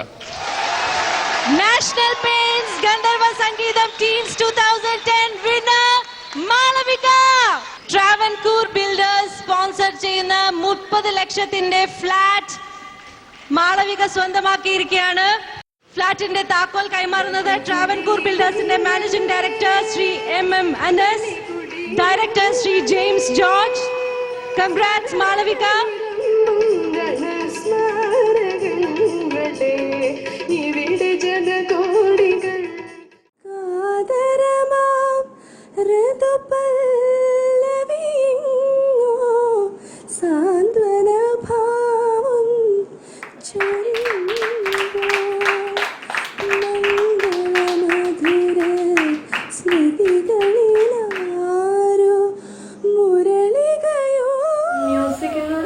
എനിക്കുണ്ടായിരുന്നു ചെറിയ ചെറിയ കുറച്ച് ഇൻട്രസ്റ്റ് ഉണ്ടായിരുന്നു. ഒന്ന് ഡാൻസ് 10ാം ക്ലാസ് വരെ പഠിച്ചു. പിന്നെ തലയിൽ ഒരുപാട് ഡാൻസ് ഷോ ചെയ്തിട്ടുണ്ട്. പിന്നെ തലയിൽ വേർത്ത് ഇറങ്ങിയിട്ട് വോയിസിന് പ്രശ്നം വരുന്നപ്പോൾ നിർത്തി. അത് ഞാൻ പറഞ്ഞല്ലോ, 3 റിയാലിറ്റി ഷോയിൽ പോയെങ്കിലും 3 കിട്ടുന്നത് 3 ഡിഫറെൻറ്റ് എക്സ്പീരിയൻസ്. ചന്ദ്രസംഗീതമാണ് നമ്മുടെ ഫസ്റ്റ് റിയാലിറ്റി ഷോയിൽ നിന്ന് നമ്മുടെ വോയിസ് ഒന്ന് മോൾഡായിട്ട് എടുക്കാൻ വേണ്ടിയിട്ട് മോൾഡ് ചെയ്തെടുക്കാൻ വേണ്ടിയിട്ട് ചന്ദ്രസംഗീതം ഒരുപാട് ഹെൽപ്പ് ചെയ്തിട്ടുണ്ട്.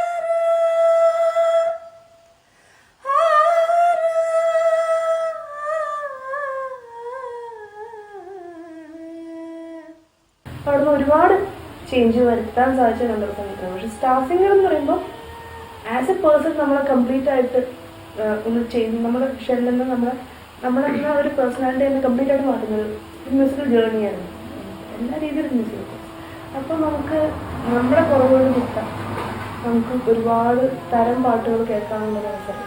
പിന്നെ അതുപോലെ പാട്ടിൻ്റെ കൂടെ നമ്മുടെ കൂടെയുള്ള മറ്റ് ഡാൻസോ അതല്ലെങ്കിൽ ആക്ടിങ്ങോ അതിനെ കൊണ്ടുവരാനുള്ളൊരു അവസരം. അതുപോലെ നമ്മുടെ പേഴ്സണാലിറ്റി മാറ്റുന്ന രീതി, നമ്മുടെ മേക്കപ്പ് സ്കിൽസ് അല്ലെങ്കിൽ നമ്മുടെ പ്രസൻറ്റേഷൻ സ്കിൽസ്, നമ്മൾ പുറത്ത് പോകുമ്പോൾ എങ്ങനെ സംസാരിക്കുന്നു എന്നുള്ളത് വരെ ഒരു ഷേക്ക് ഹാൻഡ് കൊടുക്കുന്ന രീതി പോലും നമ്മൾ ചേഞ്ച് ചെയ്യണം എന്നുള്ള ഒരുപാട് തീർച്ചയായിട്ടും ആസ് എ പേഴ്സൺ നമ്മൾ ശരിക്കും ഒരു ബെറ്റർ പേഴ്സൺ ആക്കി എടുക്കും.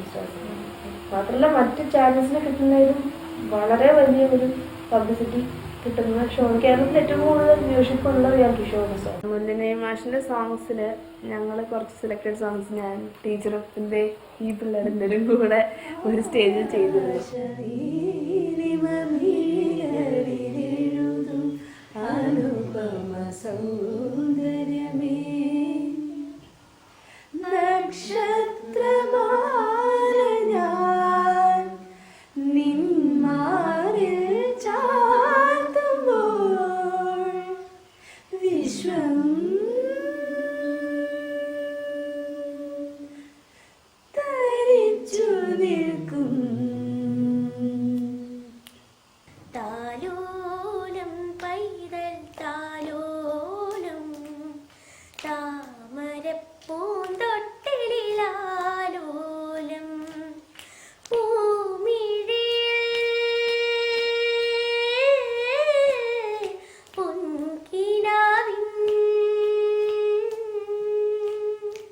എൻ്റെ മുത്തശ്ശൻ എന്നെ വിട്ടുപോയതിനു ശേഷം ഒരു വർഷം 1.5 വർഷത്തോളം ഞാൻ പാടിയിട്ടേ ഇല്ല.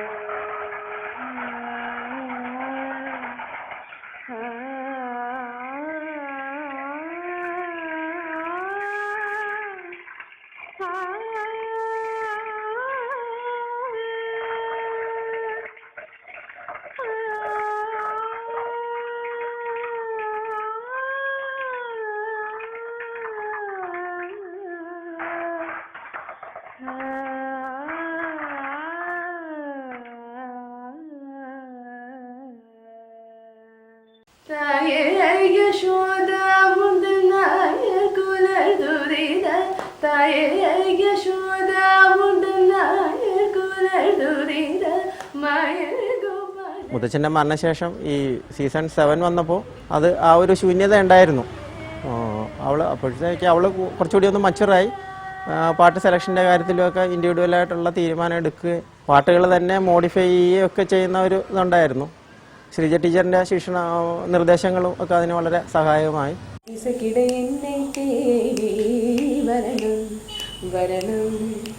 അഴകിയ രഘുവരനെ അനുദിനവും കോരി വണ്ണം വരണം പിസക്കിടം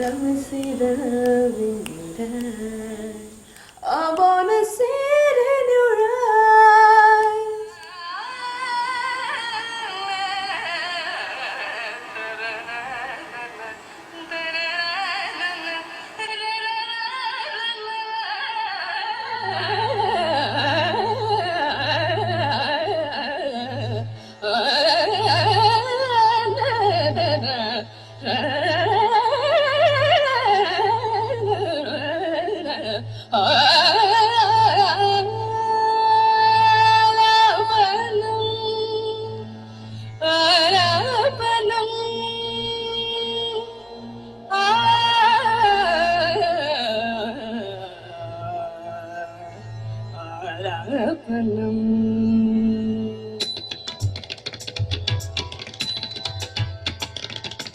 இசை கேட்க எழுந்தோடி வருவாயெங்கோ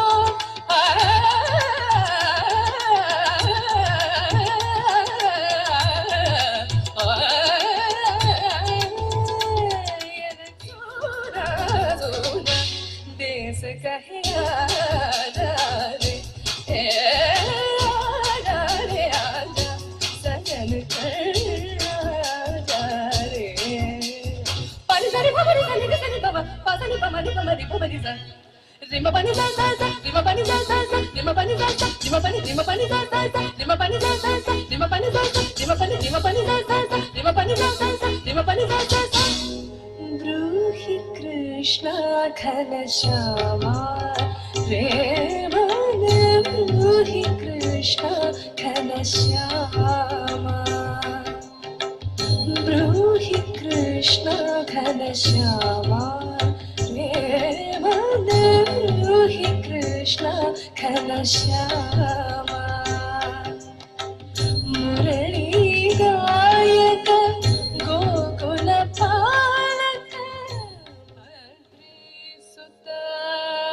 पर कल्याण जैन shavasana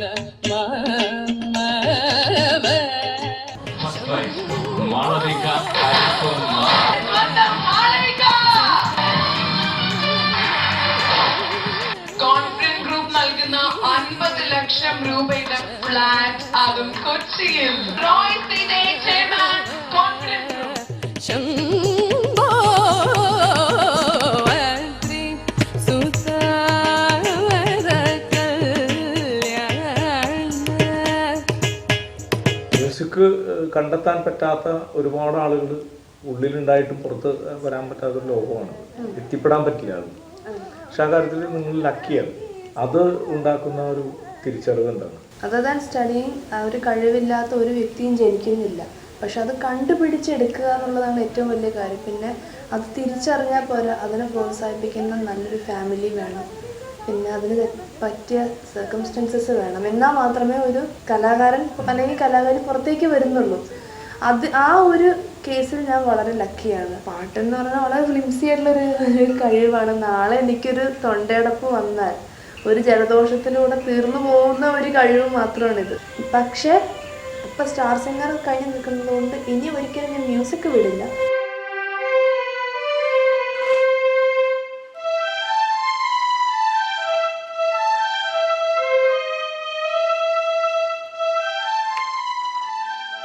Asianet star singer season 7 വിന്നറായിരുന്നതിനു ശേഷമാണ് മാളി ചേച്ചി തലക്കോട്ടുകരയിലുള്ള വിദ്യ എഞ്ചിനീയറിംഗ് സയൻസ് ആൻഡ് ടെക്നോളജി കോളേജിൽ സന്ദർശനം നടത്തിയത്. അധികം കുട്ടികളൊന്നും ഉണ്ടായിരുന്നില്ലെങ്കിലും ആ കോളേജ് സന്ദർശനവും മാളി ചേച്ചിക്ക് വല്ലാത്ത നൊസ്റ്റാൾജിക് ഓർമ്മകൾ ഉണർത്തിയിരുന്നതായി ചേച്ചി പറഞ്ഞു.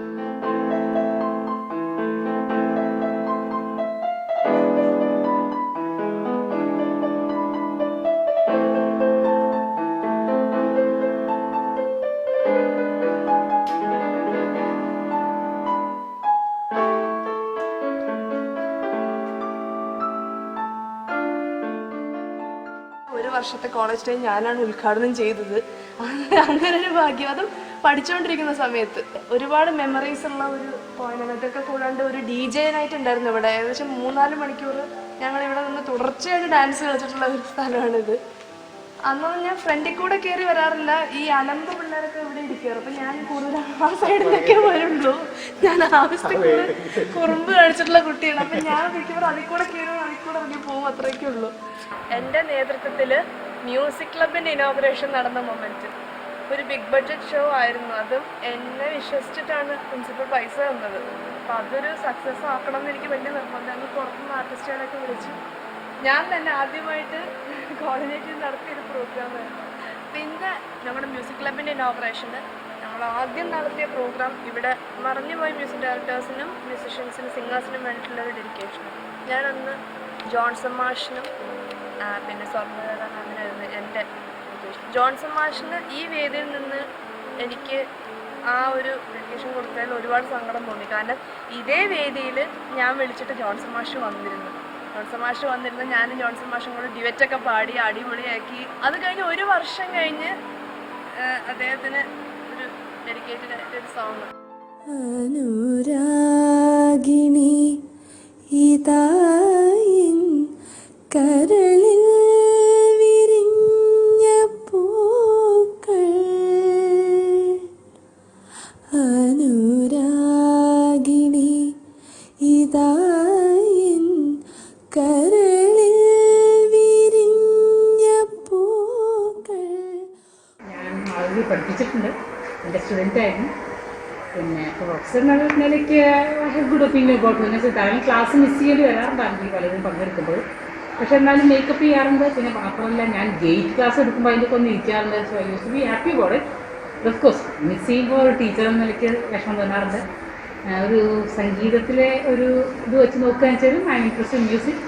ടെക്നിക്കലും കച്ചേരികൾ ഞാൻ അറ്റൻഡ് ചെയ്തിട്ടുണ്ട്. ആ കുട്ടിയുടെ എന്നെ വിളിക്കാറുണ്ട്.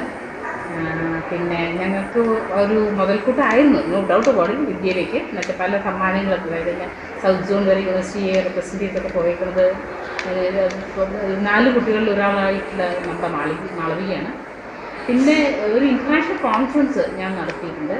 2 ഇൻ്റർനാഷണൽ കോൺഫറൻസ് മാളവികയുള്ളപ്പോഴാണ് നടന്നത്.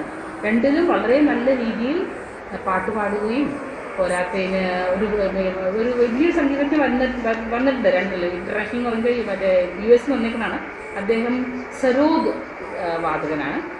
ഒരു വളരെ വലിയ ഖരാനയിലൊക്കെ പഠിച്ചിരുന്ന ആളാണ്. അങ്ങോട്ടൊക്കെ കയ്യിൽ നല്ല എക്സ്പ്രസിയേഷൻസ് മേടിച്ചു മാളവിക എന്നുള്ളതിൻ്റെ എന്നത് തന്നെ ആ കുട്ടിയുടെ സംഗീതത്തിൻ്റെ ഉള്ള ഇതിൻ്റെ വലിയ ഒരു പ്രൂഫായിട്ട് ഞാൻ കാണുന്നു.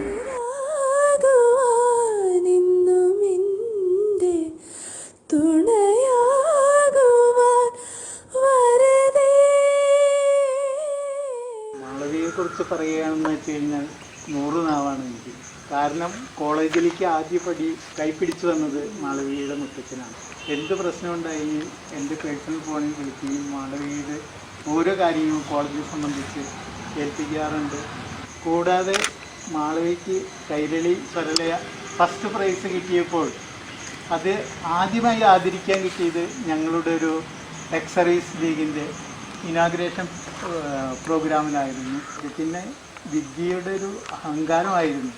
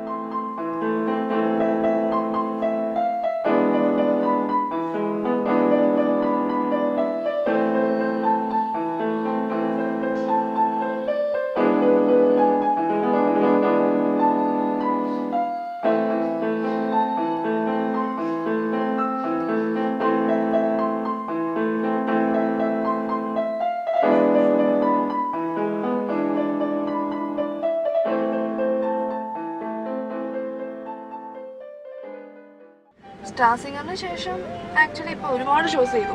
ഇന്ത്യക്കകത്ത് ഒരുപാട് ചെയ്തു. ഓൾ ഓവർ ഇന്ത്യ എനിക്ക് ചെയ്യാൻ പറ്റും. എക്സെപ്റ്റ് ഈ മലയാളികൾ തീരെ ഇല്ലാത്ത ഏരിയകളുണ്ടല്ലോ, ഈ നോർത്ത് ഈസ്റ്റ് ഏരിയാസ്, അതൊഴിച്ച് ബാക്കി എല്ലാവരുടെയും ചെയ്തു. ഔട്ട്സൈഡ് ഇന്ത്യ ഒരുപാട് പ്രോഗ്രാംസ് ചെയ്തു. ആദ്യം അബുദാബിയിലാണ് ചെയ്തത്. ആക്ച്വലി സ്റ്റാർ സിംഗറിന് മുമ്പ് 2 തവണ ഞാൻ ദുബായിൽ ഷോ ചെയ്തിട്ടുണ്ടായിരുന്നു.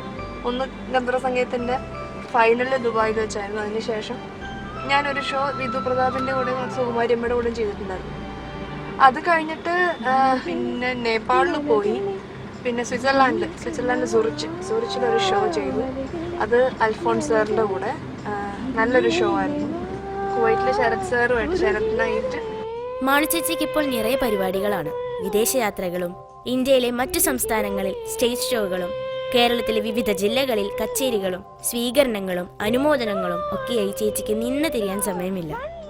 അനുമോദന ചടങ്ങുകൾ, ഉദ്ഘാടന ചടങ്ങുകൾ, കൂട്ടുകാരുടെ ലിസ്റ്റ് നോക്കിയാൽ 100 കണക്കിന് വരും.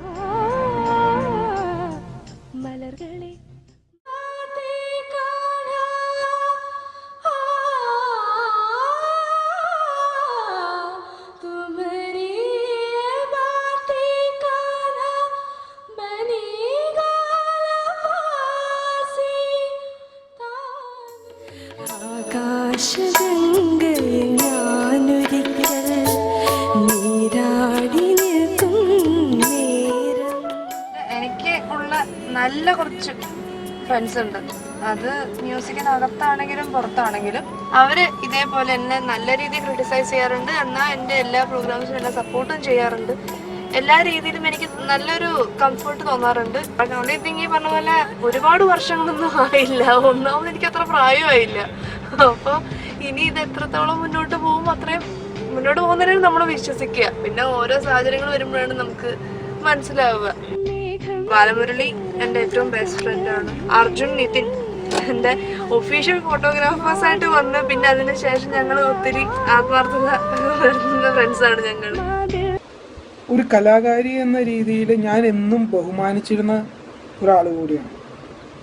അതായത് ഒരുപാട് വർക്ക് അതിൻ്റെ പിന്നിലുണ്ട്.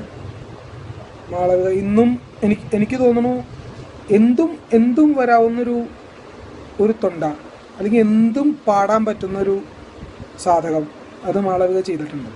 പാട്ടിൽ നിന്നതിൻ്റെ മികവ് എപ്പോഴും ആസ് എ സിംഗർ അല്ലെങ്കിൽ ആസ് എ ഫ്രണ്ട് എന്നെ എപ്പോഴും എന്താ പറയുക അഹങ്കാരം കൊള്ളിച്ചിട്ടുള്ളൊരു കാര്യം തന്നെയാണ് ഡെഫിനറ്റ്ലി. അതോടൊപ്പം നിൻ്റെ മനസ്സ്, നിൻ്റെ ഇന്നസെൻസ്, നിൻ്റെ ഫ്രണ്ട്ഷിപ്പിനോടുള്ള നിൻ്റെ ഒരു പാഷൻ, ഇതൊക്കെ വളരെ എന്താ പറയുക എപ്പോഴും എന്താ പറയുക ഇൻസ്പിറേറ്റീവ് ആയിട്ടുള്ളൊരു കാര്യങ്ങൾ തന്നെയാണ്. അവൾ ഒരുപാട് കഴിവുകളുള്ളൊരു കുട്ടിയാണ്. ആ കഴിവുകൾ കൊണ്ട് അവൾ ഉന്നതത്തിലെത്തുമെന്ന് എനിക്ക് ഉറപ്പുണ്ട്. ആയതുകൊണ്ട് അതിനുവേണ്ട എല്ലാ ഐശ്വര്യങ്ങളും ജഗദീശനെ നൽകട്ടെ. ഈ സൗഹൃദം എന്നും നിലനിൽക്കട്ടെ. ഇതിൽ മാളുവിൻ്റെ ഡ്രീം എന്ന് പറയുന്നത് അവളുടെ മുത്തച്ഛൻ്റെ ഡ്രീം ഫുൾഫിൽ ചെയ്യുക എന്നുള്ളതാണ്. മുത്തച്ഛൻ്റെ ഡ്രീമായിരുന്നു മാളു ഒത്തിരി ഫിലിമിൽ പാടുക, നല്ല നല്ല പാട്ടുകൾ കിട്ടുക. അപ്പം മാളൂസ് അതിനുവേണ്ടി നന്നായിട്ട് ഹാർഡ് വർക്ക് ചെയ്യുന്നുണ്ട്. നല്ല ഹാർഡ് വർക്കിംഗ് മൈൻഡാണ് മാളൂസിന്. ചിലപ്പോൾ ഞാൻ വിചാരിക്കും അവളെ റോൾ മോഡലാക്കി എടുക്കാം. എനിക്ക് പലപ്പോഴും തോന്നിയിട്ടുണ്ട് ചേച്ചി ഒരു എൻസൈക്ലോപീഡിയ തന്നെയാണ്. എന്ത് ഡൗട്ട്സും എൻ്റെ മ്യൂസിക് കരിയറിൽ എനിക്കെല്ലാം ഹെൽപ്പ് ചെയ്യുകയും ഞാൻ എന്ത് ഡൗട്ടിലും ചോദിക്കും ചേച്ചിയോടാണ്. ആൻഡ് ചേച്ചി ലവ് യു. ഞാനൊരു ഫോട്ടോഗ്രാഫറാണ്. ഇത് ചേച്ചിയുടെ വീടാണ്. ചേച്ചിയുടെ വീട്ടിൽ നിന്നിട്ടാണ് ഞാൻ വീഡിയോ എടുക്കുന്നത്. ഇതാ നിൽക്കുന്നത് ചേച്ചി. ആ ഫോട്ടോഗ്രാഫ് ഞാൻ എടുത്തതാണ്. ഇത് ചേച്ചിയുടെ ഫേവറേറ്റ് ഫോട്ടോഗ്രാഫാന്ന് പറയണത്.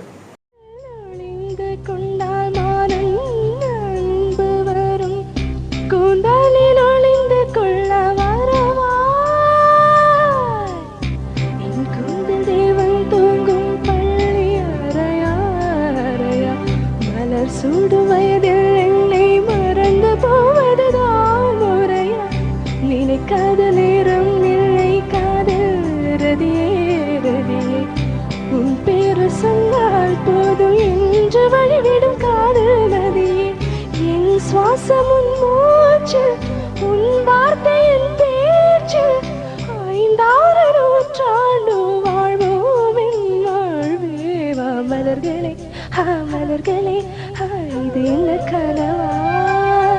மலைகளே மலைகளே இது என்ன நினைவா? உருகியதே எனதுள்ளம் பெருகியதே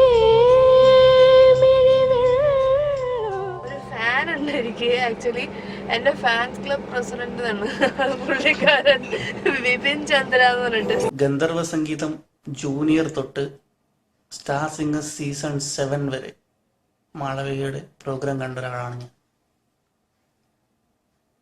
മറ്റൊരു കുട്ടികളിലും കാണാത്ത ഒരു കാര്യം അത് മാളവികയിലുണ്ട്.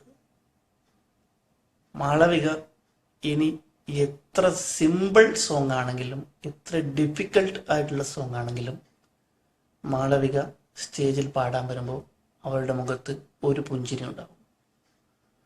ഒട്ടും ഭയമില്ലാതെ, ഒട്ടും പേടിയില്ലാതെ, വളരെ സിമ്പിളായിട്ട് അവളെ പാട്ട് പാടിയിട്ട് പോകും. ആ ഒരു കോൺഫിഡൻറ്റ് അതാണ് മാളവികയെ മാളവികയാക്കി മാറ്റിയത്. ഈ സെപ്റ്റംബർ കല്യാണമാണ്. കല്യാണം കൂടിയിട്ട് വരണം. മാളവിക അനിൽകുമാർ എന്ന് പറഞ്ഞ വ്യക്തി എന്നെ സംബന്ധിച്ചിടത്തോളം എനിക്ക് ഒരുപാട് അടുപ്പുള്ള ഒരു കുട്ടിയാണ്. എൻ്റെ സ്വന്തം അനിയത്തിക്കുട്ടിയായിട്ട് തന്നെ ഞാൻ കരുതുന്നു മാളവികനെ. വളരെ നല്ല ഹൃദയത്തിനുടമയാണ് മാളവിക. ഒരുപാട് കഴിവുള്ള കുട്ടിയാണ്. ഇപ്പോൾ മാളവികയുടെ കഴിവിനെ പറ്റിയിട്ട് ഒരുപക്ഷെ പറയാൻ ഞാൻ ആരുമല്ല. കാരണം ദൈവം അറിഞ്ഞ് സംഗീതം നൽകിയിട്ടുള്ളൊരു കുട്ടി തന്നെയാണ്. നിരവധി വേദികളിൽ മാളവിക തൻ്റെ പ്രതിഭ തെളിയിച്ചിട്ടുണ്ട്. വിദ്യയിൽ വന്നപ്പം അവിടെ ഒരു മ്യൂസിക് ക്ലബ് ഉണ്ടായിരുന്നു. വെസ്റ്റേൺ ടീം ഉണ്ടായിരുന്നു. അവർ ഇന്റർസോൺ ഒക്കെ ജയിച്ചിട്ടുള്ള വെസ്റ്റേൺ ടീം ഉണ്ടായിരുന്നു. അതേപോലെ ഈസ്റ്റേൺ ടീം അത്ര തന്നെ സ്ട്രോങ് ആയിരുന്നു. അതിൽ സ്റ്റേറ്റിൽ വിൻ ചെയ്ത ലൈറ്റ് മ്യൂസിക് വിൻ ചെയ്ത കുട്ടി ഉണ്ടായിരുന്നു. അതുപോലെ ഇന്ദുലേഖ വാര്യർ ഇപ്പൊ ഫിലിം ഫീൽഡിൽ ഇറങ്ങിക്കഴിഞ്ഞു. ജയരാജ് വാര്യരുടെ മകളാണ്. ഞാനായിരുന്നു മ്യൂസിക് ക്ലബിലെ ഏറ്റവും സീനിയർ ആയിട്ടുള്ള ബാച്ച്. ഞാനാണ് ഈ കുട്ടികളെ സെലക്ട് ചെയ്തതും അവരെ ജഡ്ജ് ചെയ്തതും. അവരുടെ ഓഡിഷന് തൊട്ട് ഞാനായിരുന്നു അവരെ ജഡ്ജ് ചെയ്തിരുന്നത്. അപ്പൊ അതുകൊണ്ട് തന്നെ അവർക്ക് എന്നോട് അങ്ങനെ ഒരു ഈഗോ പ്രോബ്ലം ഉണ്ടായിരുന്നില്ല. പിന്നെ അവിടെ ഓഡിഷൻ കഴിഞ്ഞ് വന്ന കുട്ടികളെല്ലാം ഒരുമിച്ച് ഒരു ഫ്രണ്ട്സ്, ഒരു ഫാമിലി പോലെയാണ് കഴിഞ്ഞത്. ടീച്ചേഴ്സ് നല്ല സപ്പോർട്ട് ചെയ്യുന്നു.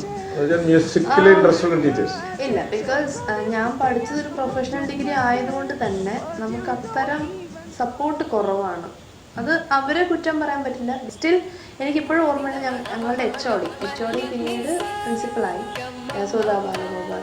കർണാട്ടിക് ഒരുപാട് ഇഷ്ടമുള്ള ഒരു വ്യക്തിയായിരുന്നു. എന്നാൽ കർണാടക മാത്രമല്ല, പല ടൈപ്പ് ഓഫ് സോങ്സ് കേൾക്കുന്ന ഒരു വ്യക്തിയാണ്. എല്ലാ ടൈപ്പ് ഓഫ് സോങ്സും കേൾക്കും. കാലിക്കറ്റ് സർവകലാശാലയിൽ ഏതാണ്ട് 3 വർഷത്തോളം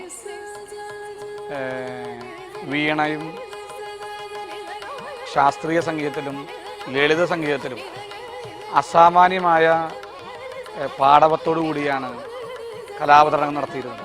മാളവിക ഈ മത്സരങ്ങളിൽ പങ്കെടുക്കുന്നുണ്ട് എന്നറിഞ്ഞാൽ ഒടുവിൽ മറ്റു കുട്ടികൾ മത്സരത്തിൽ പങ്കെടുക്കാൻ പേടിക്കുന്ന പോലും സാഹചര്യമുണ്ടായിരുന്നു. അത്രയും മിടുക്കിയായിരുന്നു എന്നുള്ളതാണ്. പലപ്പോഴും സർവകലാശാല കലോത്സവത്തിൽ തുടക്കം മുതൽ കലാതിലകം ആരാണ് എന്ന ചോദ്യത്തിന് ഉത്തരമായി പത്രങ്ങൾ പറയാറ് മാളവികയുടെ പേരാണ്. സംഗീതമായതുകൊണ്ട് കലാതിലകമായിട്ടില്ല എന്ന് മാത്രം. പക്ഷേ എപ്പോഴും 15 പോയിന്റ് കൂടി രണ്ടാം സ്ഥാനത്താണ് ഉണ്ടാവാറ്.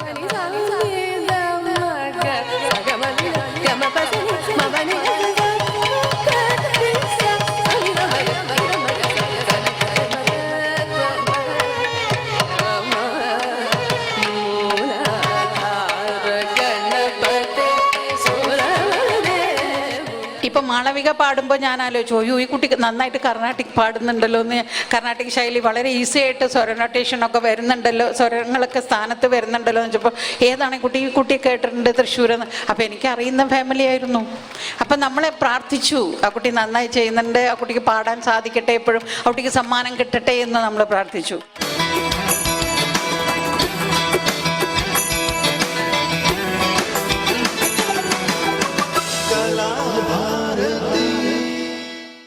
തൃശ്ശൂർ പ്രസ് ക്ലബിൽ പ്രഖ്യാപിച്ച തൃശ്ശൂർ വയലാർ രാമവർമ്മ ട്രസ്റ്റിൻ്റെ യുവപ്രതിഭാ പുരസ്കാരം മാളവികയ്ക്കായിരുന്നു. അതുകൊണ്ട് നിങ്ങൾക്ക് എല്ലാവർക്കും വേണ്ടി ഞാൻ അനുഗ്രഹീതയായ ഗായികയെ ഒരിക്കൽ കൂടി അഭിനന്ദിക്കുകയാണ്.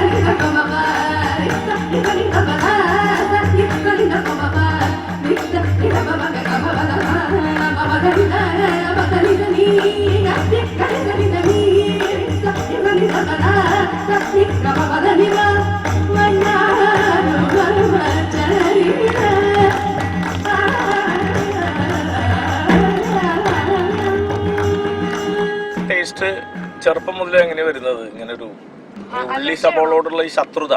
അത് വേറൊന്നുമല്ല, ഞാൻ ജസ്റ്റ് മുട്ടി കഴിഞ്ഞ് കിടക്കുന്ന പ്രായം ഉണ്ടല്ലോ, ആ പ്രായത്തിൽ തന്നെ അമ്മമ്മ ഉള്ളി മുറിക്കുമ്പോൾ ഞാൻ ഛർദ്ദിക്കുമായിരുന്നു. അപ്പൊ അതെന്താ പ്രശ്നം എന്ന് അറിയില്ലായിരുന്നു. അപ്പൊ അമ്മ വിചാരിക്കും ഉള്ളിത്തൊലി വല്ല വായിൽ പോയിട്ടോ അങ്ങനെയൊക്കെ ആയിരിക്കും. മീൻ ഇന്നത്തോട് കഴിഞ്ഞു, അല്ലെങ്കിൽ നിങ്ങൾക്കും കൂടി തരായിരുന്നു. അവള് ചെമ്മീന് നല്ല നല്ല മീനെ കഴിഞ്ഞു. ചിക്കൻ അത് ചിക്കൻ ഉച്ചയ്ക്ക് ഞാൻ ലിവർ വറുത്ത് കൊടുത്തിരിക്കും. ഇപ്പൊ കൊണ്ടുവന്നില്ല ചിക്കൻ, ഇന്ന് കൊണ്ടുവന്നതേ ഉള്ളൂ ചിക്കൻ. പിന്നെ കറക്റ്റ് ആയിട്ട് കുറച്ചും കൂടെ വലുതായിട്ട് സ്പെസിഫിക് ആയിട്ട് മനസ്സിലായി. ഒരേ കറി ഉള്ളി ഇട്ടിട്ട് ഉള്ളി ഇടാണ്ട് വെക്കുമ്പോൾ ഉള്ളി ഇട്ട കറി കഴിക്കുമ്പോൾ ഞാൻ ഛർദ്ദിക്കുന്നു, ഉള്ളത് കറി ഞാൻ വളരെ നീറ്റായിട്ട് കഴിക്കുന്നു. അപ്പൊ എന്തോ ഒരു കുഴപ്പമുണ്ട് പറഞ്ഞാൽ പിന്നെയാണ് മനസ്സിലായത് അലർജിയാണ്. ഭാഗത്ത് എനിക്ക് ഉള്ളി അലർജിയാണ്, ഉള്ളിയുടെ ആസിഡ് അലർജി ആയതുകൊണ്ട് ഞാൻ നേരത്തെ പറഞ്ഞ പോലെ പ്രോട്ടീൻ റിച്ച് ആയിട്ടുള്ള ഫുഡിൽ മുന്നിലിട്ടാൽ കുഴപ്പമില്ല, അത് വലിച്ചെടുത്തോളൂ. അതുകൊണ്ട് എനിക്ക് ചിക്കൻ, ബീഫ് അങ്ങനെ നോൺ വെജ് ഐറ്റംസിനോട് ഭയങ്കര ഒരു താല്പര്യമായി. പുറത്ത് ചെന്ന് അത് മാത്രമേ കഴിക്കുള്ളൂ. അകത്ത് എനിക്ക് വേണ്ടി സെപ്പറേറ്റ് ആയിട്ട് ഉള്ളി ഇല്ലാണ്ട് എല്ലാ ഭക്ഷണവും ഉണ്ടാകും. ഒരുപാട് മഹാന്മാര് പറഞ്ഞു കേട്ടിട്ടുണ്ട്, ശരിയായ ഒരു കലാകാരൻ അല്ലെങ്കിൽ കലാകാരി എന്ന് പറഞ്ഞാൽ 7 കലകൾ സംഗമിക്കുന്ന ഒരു വ്യക്തിയായിരിക്കും. സംഗീതം, നൃത്തം, അഭിനയം, പിന്നെ പെയിന്റിങ്, അതുപോലെ 7 കലകൾ ഉള്ള ഒരു വ്യക്തിയായിരിക്കും. അപ്പം അതെവിടെയെങ്കിലും നമ്മുടെ ഉള്ളിൽ എവിടെയെങ്കിലും ഒരു ഭാഗം കാണും. പക്ഷെ ഒരു കല എന്തായാലും ഡോമിനേറ്റ് ചെയ്യുമല്ലോ. ഡാൻസ് എനിക്ക് ഒത്തിരി ചെറുപ്പം തൊട്ട് ഒരുപാട് ഇഷ്ടമുള്ള ഒരു മേഖലയായിരുന്നു. എൻ്റെ ഫേസ് കണ്ടിട്ട് ഒരുപാട് പേര് ചോദിച്ചിട്ടുണ്ട് ഡാൻസറാണോ എന്താണെന്നറിയില്ല എനിക്ക്. അപ്പോൾ ചെറിയ കുട്ടിയാകുമ്പോൾ അമ്മമ്മ എപ്പോഴും ഓർമ്മകൾ ഷെയർ ചെയ്യാറുണ്ട്. ഞാൻ തനിയെ ഇങ്ങനെ ഓരോന്നൊക്കെ കോറിയോഗ്രാഫി ചെയ്ത് കളിക്കുമായിരുന്നു, കൊച്ചു കുട്ടിയായിരുന്നു. അപ്പം ഞാനൊരു മ്യൂസിഷ്യൻ ആവുമെന്നാണ്, അപ്പുറത്ത് ഞാൻ ഡാൻസർ ആവുമെന്നാണ് എല്ലാവരും വിചാരിച്ചിരുന്നത്. പിന്നീട് ഒന്ന് ഞാൻ പാട്ടിന് കൂടുതൽ കോൺസെൻട്രേറ്റ് തുടങ്ങി. 10ാം ക്ലാസ് കഴിഞ്ഞപ്പോഴേക്കും ഡാൻസ് നിർത്തി. ബിക്കോസ് മുത്തച്ഛൻ പറഞ്ഞു എനിക്ക് തലയിൽ വേർപ്പിറങ്ങിയിട്ട് ശബ്ദം പോകുന്നുണ്ട്, സോ ഇതിലേതെങ്കിലും ഒന്ന് നീ ചൂസ് ചെയ്യും, എനിക്ക് ഡാൻസ് വേണോ പാട്ട് വേണം. അപ്പോൾ ആ സമയത്ത് ഞാൻ രാഗശ്രീയൊക്കെ അവാർഡ് ജയിച്ച് നിൽക്കുകയാണ്, കലാതിലകമൊക്കെ കിട്ടിയിരിക്കുന്ന മ്യൂസിക്കിലാണ്. ഞാൻ ചോദിച്ചു എന്താ മ്യൂസിക് തന്നെ മതി.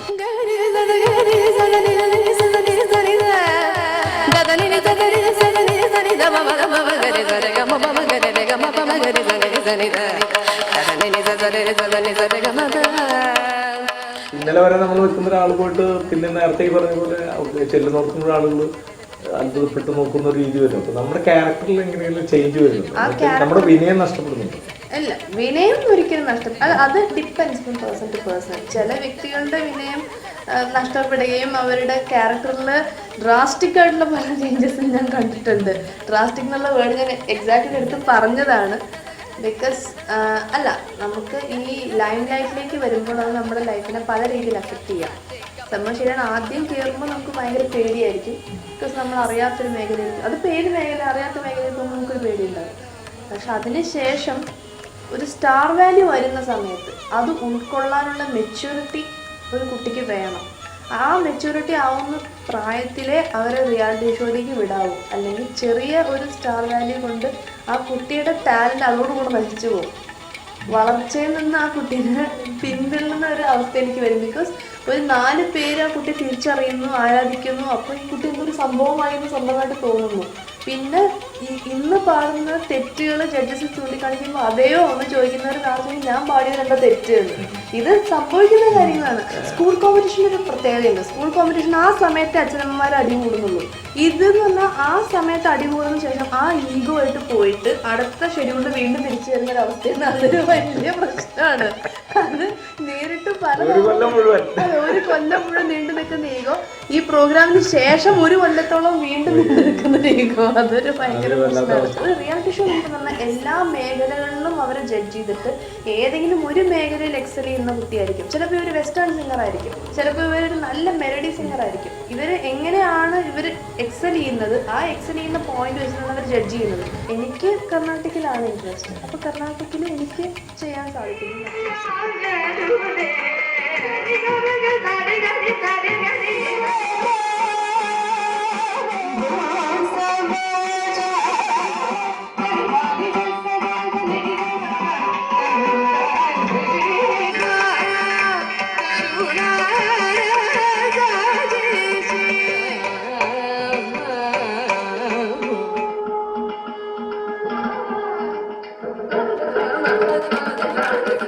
ഈ ദൈവദർശനം ചെയ്യുമ്പോഴേ നാരായണ ഗുരുമാണല്ലോ കൈവയ്ക്കുന്നത്, ആ സമയത്ത് ഉണ്ടാകുന്നൊരു ദാർശനികമായ ഒരു പ്രതിസന്ധി എന്തായിരുന്നു? ബേസിക്കലി ശ്രീനാരായണ ഗുരു എന്ന് പറഞ്ഞൊരു വ്യക്തിയാണ് ഈഴവ സമുദായത്തിനെ ഈ കാണുന്ന അവസ്ഥയിലാക്കിയത്.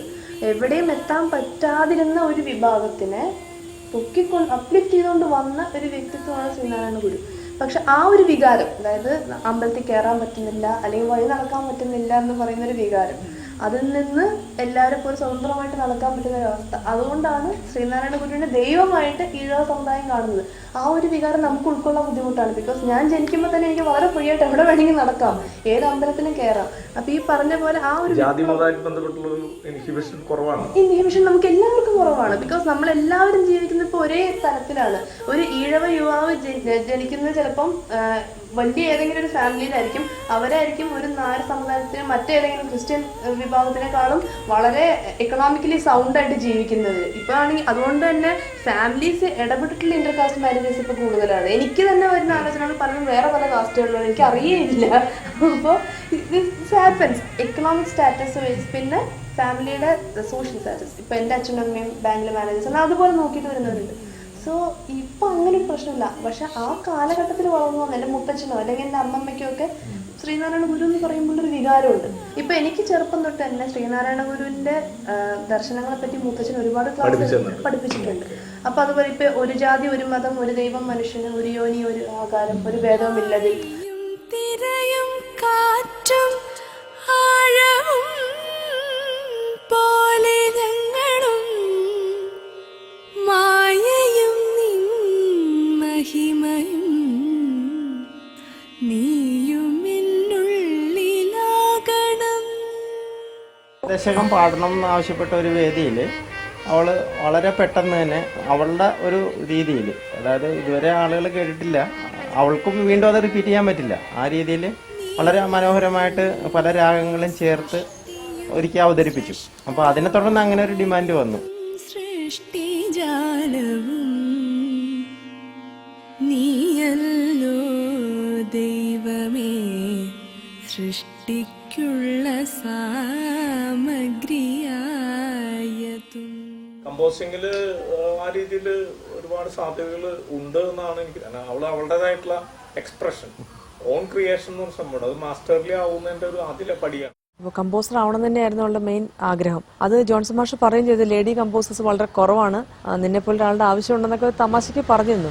പക്ഷെ പിന്നീട് അവൾ അത് ആ മേഖലയിൽ നിന്ന് കുറച്ച് മാറാൻ കാരണം അവൾ പറഞ്ഞു അത് കുറച്ച് ബുദ്ധിമുട്ടാണ്, എനിക്ക് അത്രയും ക്രിയേറ്റിവിറ്റി ഉണ്ടോ എന്ന് എനിക്കൊരു സംശയം, എനിക്ക് സ്വയം ഒരു കോൺഫിഡൻസ് കുറവ് തോന്നുന്നു, എനിക്കത് സാധിക്കുമോ എന്ന് എനിക്കറിയില്ല, അപ്പോൾ എനിക്ക് ടൈം വേണം, എനിക്ക് ആലോചിക്കാൻ ടൈം വേണമെന്ന് പറഞ്ഞു. അതിൻ്റെ ഒരു ഭാഗമായിട്ടാണ് ഞങ്ങളാരും നിർബന്ധിക്കാറില്ല. പക്ഷെ ഇപ്പോൾ അവൾക്ക് കുറച്ച് അത് ചെയ്താൽ നന്നായിരിക്കും, കോൺഫിഡൻസ് കുറേശ്ശെ വരുന്നുണ്ടോ സംശയമുണ്ട് എനിക്ക്.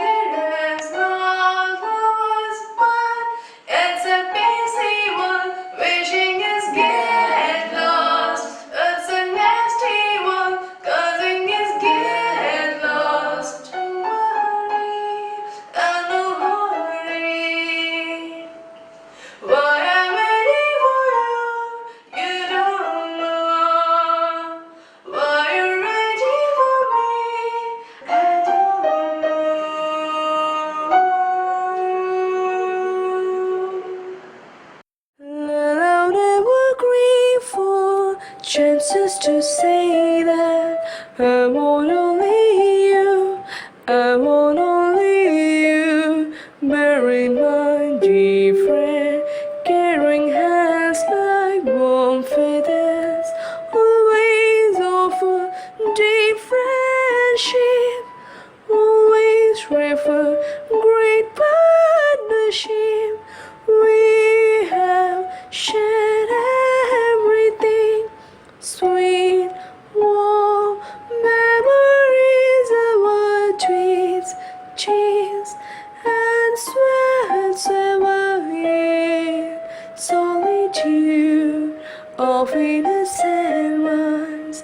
were immemorable, immortal images. So let's always be full with concepts and rules of real life. Let passion ever brave for chances to say that I keep only your face, I follow only your bases. Why do we behave as strangers? In between us there was a burden of domination and non-combinations. In between us there was an island of indifference and inhumanity. Maybe we solve problems alone, standing for outstanding events. Red season never does it for chances to say that I bring out only you, I dream of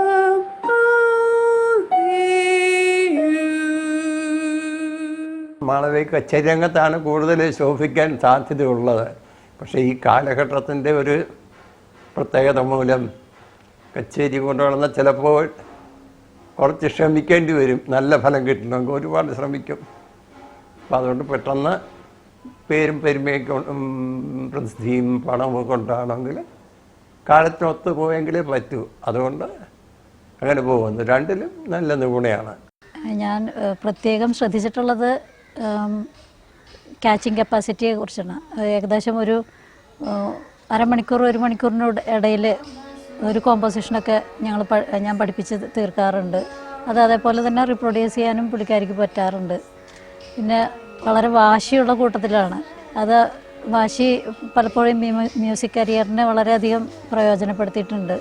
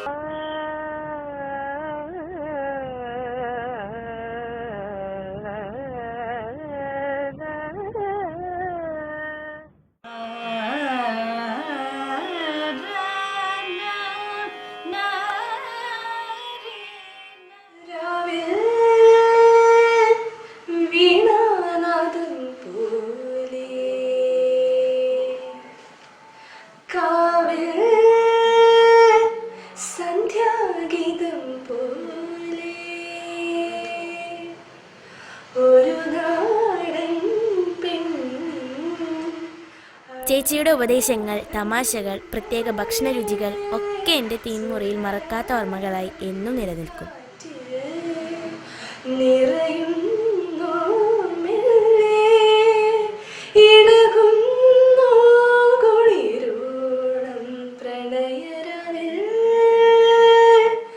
ഗന്ധർവ സംഗീതം junior കഴിഞ്ഞ ഉടനെ ചേച്ചി അക്കു അക്ബർ സംവിധാനം ചെയ്ത വെറുതെ ഒരു ഭാര്യ എന്ന സിനിമയിൽ പാടി. പിന്നെ പുതുമുഖങ്ങൾ എന്ന സിനിമയിൽ പാടി.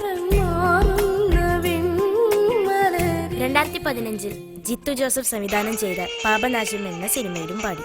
പിന്നെ 2015 നവംബർ റിലീസ് ചെയ്ത പ്രീതി പണിക്കർ സംവിധാനം ചെയ്ത തിലോത്തമയിലും പാടി. Shyam Dharman sir, Gibran sir, Deepak Dev sir എന്നീ സംഗീത സംവിധായകർക്കൊപ്പം ഒരുമിച്ച് പ്രവർത്തിക്കാനും ശരത് സാർ, അൽഫോൺസ് സാർ അടക്കമുള്ള പ്രശസ്ത സംഗീത സംവിധായകർക്കൊപ്പം സ്റ്റേജ് ഷോകൾ നടത്താനും കഴിഞ്ഞ മാളു ചേച്ചിക്ക് കൂടുതൽ സന്തോഷം ലഭിക്കുന്നത് കർണാട്ടിക് കച്ചേരികൾ നടത്തുമ്പോഴാണെന്ന് തുറന്നു പറയുന്നതിന് ഒരു മടിയും പേടിയും മാളു ചേച്ചിക്കില്ല. മാളു ചേച്ചി എൻ്റെ വീട്ടിൽ വന്ന് ഒരു പാട്ട് ഞങ്ങൾ പരസ്പരം ഷെയർ ചെയ്ത് പാടിയത് ഞാൻ എക്കാലവും ഓർമ്മയിൽ സൂക്ഷിക്കും.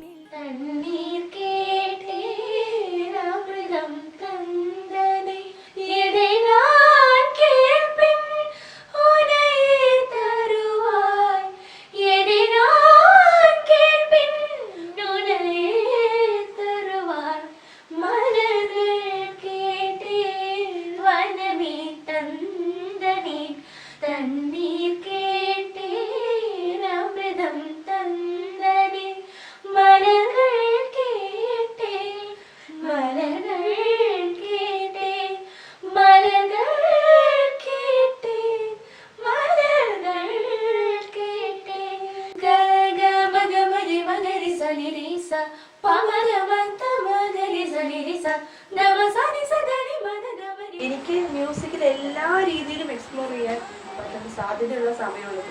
എനിക്ക് ഫിലിം റെക്കോർഡിങ്സിന് പോകണമെങ്കിൽ അങ്ങനെ, എനിക്ക് നല്ല കച്ചേരികൾക്ക് പോകണമെങ്കിൽ അങ്ങനെ, അല്ലെങ്കിൽ എനിക്ക് സ്റ്റേജ് ഷോസിൽ കോൺസെൻട്രേറ്റ് ചെയ്യണമെങ്കിൽ അങ്ങനെ. ഇതൊന്നും തന്നെ ഇപ്പം എനിക്ക് ക്ലാസ്സസ് എടുത്തു തുടങ്ങിയിട്ടില്ല. സ്കൈപ്പിൽ ഓൺലൈൻ ട്യൂഷൻസ് എടുത്ത് തുടങ്ങിയിട്ടുണ്ട്. ഇനി ഭാവിയിൽ ഇപ്പോൾ വേണമെങ്കിൽ എനിക്ക് സൗണ്ട് എഞ്ചിനീയറിങ്ങിനോട് താല്പര്യം തോന്നിയാൽ അത് ചെയ്യാം.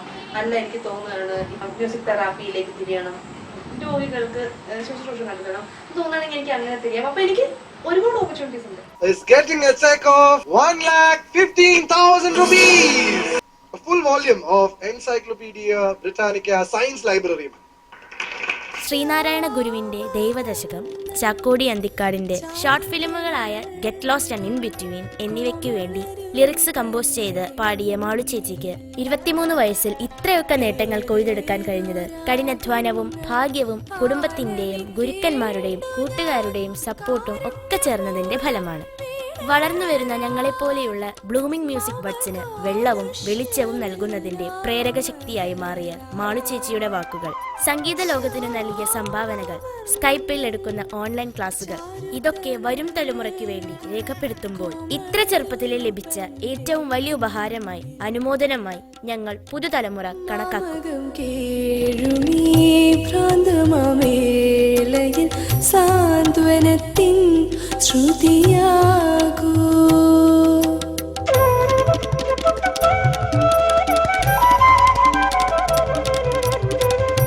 മാമകം കേഴുമീ ഭ്രാന്തമാവേല. പ്രശസ്ത ഇംഗ്ലീഷ് കവി ജോൺ കീറ്റ്സിന്റെ വാക്കുകളാണ് ഈ സമയത്ത് ഓർമ്മ വരുന്നത്. Heard melodies are sweet, but those unheard are sweeter. കേട്ട് കഴിഞ്ഞ രാഗം മനോഹരം, ഇനി കേൾക്കാനുള്ളത് അതിമനോഹരം. ശങ്കരായ ശങ്കരായ ശങ്കരായ മംഗളം ശങ്കരേ മനോഹരായ ശാശ്വത